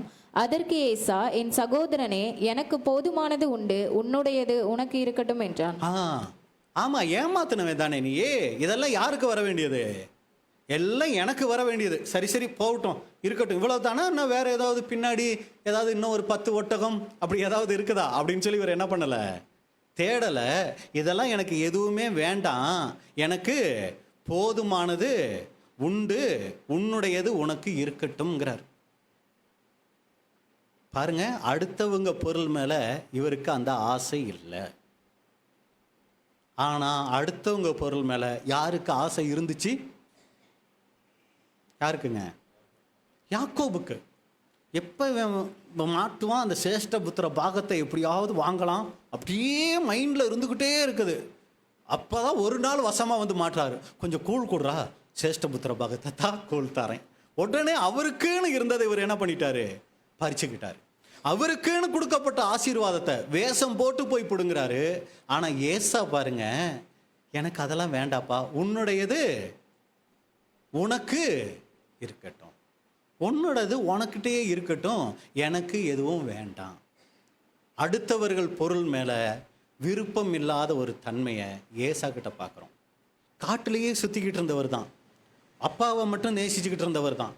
ஆனால் நீங்கள் பார்த்தீங்கன்னா அருமையான குணலட்சணங்கள் இந்த ஏசா கிட்ட இருக்குது. ஆனால் யாக்கோபை குறித்து வேதம் சொல்லும்போது குணசாலியும் கூடார வாசியுமா இருந்தான்னு பார்க்குறோம். அவர்கிட்ட அந்த மாதிரி குணத்தையெல்லாம் இங்கே வேதத்தில் நம்ம பார்க்க முடியலை. ஆனால் ஏசா கிட்ட பாருங்க, மனசார மன்னிக்கிறாரு, அந்த பொருள்கள் மேலே எந்த விதமான ஒரு விருப்பமும் இல்லை. அடுத்து உன்னோட இது உனக்கே இருக்கட்டுப்பா, எனக்கு எதுவுமே வேண்டாம், வந்துட்ட தானே சேஷ்டபுத்திர பாகத்தை மறுபடியும் எழுதி வைக்கிறியா அப்படியெல்லாம் என்ன பண்ணிக்கிட்டு இருக்கலாம், அவரை திரும்ப கேட்கவே இல்லை. கடைசியாக இவர்கிட்ட நம்ம பார்க்குற அருமையான குணலட்சணம் பார்த்தீங்கன்னா, குடும்ப பொறுப்பு. என்ன குடும்ப பொறுப்பு ஏசா கிட்ட இருந்துச்சு? ஆதியாகமம் 35ஆம் அதிகாரம் 27 29 வரைக்கும். ஆதியாகமம் 35ஆம் அதிகாரம் 27ஆம் வசனம் முதல். பின்பு யாக்கோபு அர்பாவின் ஊராகிய மம்ரேக்கு தன் தகப்பனாகிய ஈசாயின் இடத்தில் வந்தான். அது ஆபிரகாமும் ஈசாக்கும் தங்கியிருந்த எபிரோன் எனும் ஊர். ஈசாக்கு விருத்தாப்பியமும் பூரண ஆயுசும் உள்ளவனாகி 180 வருஷம் ஜீவித்திருந்து பிராணன் போய் மரித்து தன் ஜனத்தாரோடே சேர்க்கப்பட்டான். அவன் குமாரராகிய ஏசாவும் யாக்கோபும் அவனை அடக்கம் பண்ணினார்கள். இதுல என்னங்க அது? என்ன வார்த்தை உங்களுக்கு பிடிச்சிருக்கு? அவன் குமாரராகிய ஏசாவும் யாக்கோவும் அவனை அடக்கம் பண்ண. யாக்கோபு அடக்கம் பண்ணதுல எந்த தப்பும் கிடையாது. ஏன்? சேஷ்டபுத்திர பாகம் அவரோட இதுதான் இருக்குது. ஆசீர்வாதம் பூரா இவர் தான் வாங்கியிருக்கிறார். இவர் அப்பாவை அடக்கம் பண்ணதில் அங்கே எந்த விதமான ஆட்சேபனையும் இல்லை. ஆனால் எல்லாத்தையும் இழந்திருந்தாலும் ஏசா என்ன பண்ணுறாருங்க? கடைசியில் அப்பாவோட அடக்க ஆராதனையில் அவரும் கூட இருந்து அடக்கம் பண்ணுகிறதற்கு அங்கே இருந்திருக்கிறார் அப்படின்னு பார்க்குறோம். அப்போ அன்புக்குரிய சகோதரர்களே, அந்த குடும்ப பொறுப்பு ஏசாவுக்கு இருந்துச்சு. எனக்கு எந்த விதமான ஆஸ்தியும் வரல, எந்த விதமான சேஷ்டபுத்திர பாகமும் வரல. நான் எதுக்கு எங்கள் அப்பாவை பார்க்கணும்? செத்துட்டாரா? யாரோ வந்து அடக்கம் பண்ணட்டும். என் தம்பி இருக்கால, போய் அடக்கம் பண்ணட்டும். நான் அந்த சாவுக்கெல்லாம் போக மாட்டேன். மரித்தோரை அடக்கம் பண்ணட்டும். அவர் சத்தியத்துக்குள்ளையெல்லாம் வரல எங்கள் அப்பா, அதனால நான் போக மாட்டேன். அப்படியெல்லாம் அவர் என்ன பண்ணலை, அங்கே இருக்கலை. தன் தகப்பன் அடக்கத்துக்கு கூட என்ன பண்ணுறாருனா கூட இருக்கிறார். இதுதான் தகப்பனை அவர் நேசித்தவர். இன்னொரு வகையில் சொல்லணும்னா, சாராளையும் கூட யார் தான் அடக்கம் பண்ணியிருக்கணும்? ஏசா தான் பண்ணியிருக்கணும். ஏன்னா சாராள் இறந்ததை பற்றி, ரெபேக்காள் இறந்ததை பற்றி வசனம் இங்கே இல்லை. ஆனால் யாக்கோபு அந்த மாமா வீட்டிலேருந்து வர்றதுக்கு முன்னாடியே யார் இறந்துருக்கிறா? ரெபேக்காள் இறந்துருக்குறாங்க. அங்கே வசனப்பதிவுகள் இல்லை. ஆனால் யாக்கோபு வந்து அடக்கம் பண்ண மாதிரியோ, யாக்கோபு ரெபேக்காளினுடைய சாவில் அங்கே கலந்துக்கிட்ட மாதிரியோ எந்த விதமான வசனமும் இல்லை. ஏன்னா இவர் தான் மருமகளுக்கு என்னமோ மாமனார் மாமியாருக்கு மனநோவா இருந்தாலும் கூட இவர் என்னதான் பண்ணியிருக்கிறாரு? கூடவே இருந்து அப்பா அம்மாவை பார்த்துருக்கிறாரு, அப்பா அம்மா கூட இருந்திருக்கிறாரு. ஒரு சமயம் அம்மா மரிச்சப்ப, வசன ஆதாரம் இல்லை, நம்ம புரிஞ்சுக்கிறதுக்காக சொல்கிறேன், அம்மா இறந்தப்ப இவர் தான் அடக்கம் பண்ணியிருக்கணும். அடுத்து அப்பா இறக்கும்போது தன் தம்பியோடு சேர்ந்து தன்னுடைய தகப்பனை அங்கே என்ன பண்ணுறாருனா அடக்கம் பண்ணக்கூடியவராக அங்கே இருக்கிறார். இதில் இவருடைய குடும்ப பொறுப்பு கூட அங்கே என்ன ஆகுதுன்னா அங்கே வெளிப்படுது. அப்போ இதில் நமக்கு என்ன பாடங்கும்போது, தேவனுடைய பிள்ளைகள் ஒவ்வொருவரும் குடும்ப பொறுப்புள்ளவர்களாக இருக்கும். ஏற்கனவே நம்ம நிறைய பாடங்கள் அதை பேசியிருக்கிறோம். நாம் சத்தியத்தை அறிந்திருக்கிறோம்னாலே நமக்கு இருக்க வேண்டிய முக்கியமான ஒரு குணலட்சணம் பொறுப்பு. எல்லாத்துலேயும் ஒரு பொறுப்பு இருக்கணுங்க. நமக்குன்னு ஒரு அதாவது உறவு இருக்கும்போது, ஒரு கணவன் அப்படின்னா அந்த கணவனுக்குரிய பொறுப்புன்னு இருக்கு. மனைவினா மனைவிக்குரிய ஒரு பொறுப்பு இருக்கு. மாமனார் மாமியார்னா அவர்களுக்குரிய ஒரு பொறுப்பு இருக்கு. தகப்பன் தாயினா அவங்களுக்குன்னு ஒரு பொறுப்பு இருக்கு. பிள்ளைகள்னா பிள்ளைகளுக்குரிய ஒரு பொறுப்பு இருக்குங்க. அதே மாதிரி சபையில் மூப்பர்கள்னா அவங்களுக்குரிய பொறுப்பு, டீக்கன்ஸ்னா அவங்களுக்குரிய ஒரு பொறுப்பு, சகோதர சகோதரிகள்னா அவங்களுக்குரிய ஒரு பொறுப்பு. எல்லாருக்குமே பொறுப்புகள் இருக்குது. வேலையில் நமக்கு பொறுப்புகள் இருக்குது. நம்ம வந்து ஊழியங்கிற நேரத்தில் வேலையில் வந்து பொய் சொல்லி வேலையை சரிவர செய்யாமல், அந்த பொறுப்பை சரியாக செய்யாமல் ஊழியம் செஞ்சோம்னா கூட அந்த ஊழியம் தேவனால் நிராகரிக்கப்படும். நம்மளுடைய பொறுப்புகள் அப்படிங்கிறதுல தேவன் ரொம்ப கவனம் வச்சிருக்கிறார். நம்ம ஏற்கனவே பேசுனதுதான். ஆதாமை உண்டாக்குன உடனேயே அவருக்கு யாரை கொடுத்துடல? ஏவாளை கொடுத்துடல. ஏவாளை கொடுக்கறதுக்கு முன்னாடி ஆதாமுக்கு ஒன்று கொடுத்தார். என்ன கொடுத்தாருங்க? ஏவாளை கொடுக்கறதுக்கு முன்னாடி ஆதாமுக்கு ஒன்று கொடுத்தார். என்ன கொடுத்தாரு? ஏதேன் தோட்டத்தை கொடுத்தார். ஏதேன் தோட்டத்தை கொடுத்து அதை காவல் காக்கவும் அதை பராமரிக்கவும் பண்ணார். ஃபர்ஸ்ட் உனக்கு ஒரு வீட்டை தரேன்ப்பா, அதான் அந்த ஏதேன் தோட்டம். இந்த வீட்டை நீ எப்படி பார்த்துக்கிற, இந்த வீட்டை எப்படி நீ காவல் காக்கிற, சுத்தமாக வச்சுக்கிறங்கிறத பார்த்து உனக்கு பொறுப்பு இருக்கான்னு பார்த்துட்டு அப்புறம் தான் உனக்கு யாரை மேரேஜ் பண்ணி வைப்பேன்? ஏவாளை மேரேஜ் பண்ணி வைப்பேன். நீ பொறுப்பு இல்லாமல் ஏதேன் தோட்டத்தில் சுற்றிக்கிட்டு இருக்க, மேரேஜ் பண்ணால் உனக்கு பொறுப்பு வந்துரும்னு சொல்லி யாரை கொடுக்கல? ஏவாளை மேரேஜ் பண்ணி வைக்கல. முதலாவது ஆதாமுக்கு பொறுப்பு இருக்கான்னு கவனிச்சார். அவர் அந்த ஏதேன் தோட்டத்தை கொடுத்து எப்படியெல்லாம் காக்குறாரா பண்படுத்துறாரான்லாம் பார்த்துட்டு, ரைட் ஓகே புள்ள ரெடி ஆகிட்டான், இனி இவனுக்கு ஏவாளை கொடுத்தா அதை நல்ல விதமாக வச்சு காப்பாற்றுவார் அப்படின்னு தான் ஏவாளை கொடுத்தாருங்க. அப்போ அன்புக்குரிய சகோதர சகோதரிகளே, பொறுப்பு அப்படிங்கிறது ஒவ்வொரு தேவனுடைய பிள்ளைகளுக்கும் இருக்க வேண்டிய முக்கியமான ஒரு குணலட்சணம். இது அங்கே ஏசா கிட்ட நம்ம பார்க்குறோம். நம்ம நல்ல சத்தியம் தெரிஞ்சிருக்கிறோம் அப்படிங்கிறதுக்கு அடையாளம் என்ன? ஆதி ஆமத்திலிருந்து வெளிப்படுத்தின விஷயத்துக்கு எங்கே எந்த கேள்விகள் கேட்டாலும் நான் சொல்லிடுவேன்.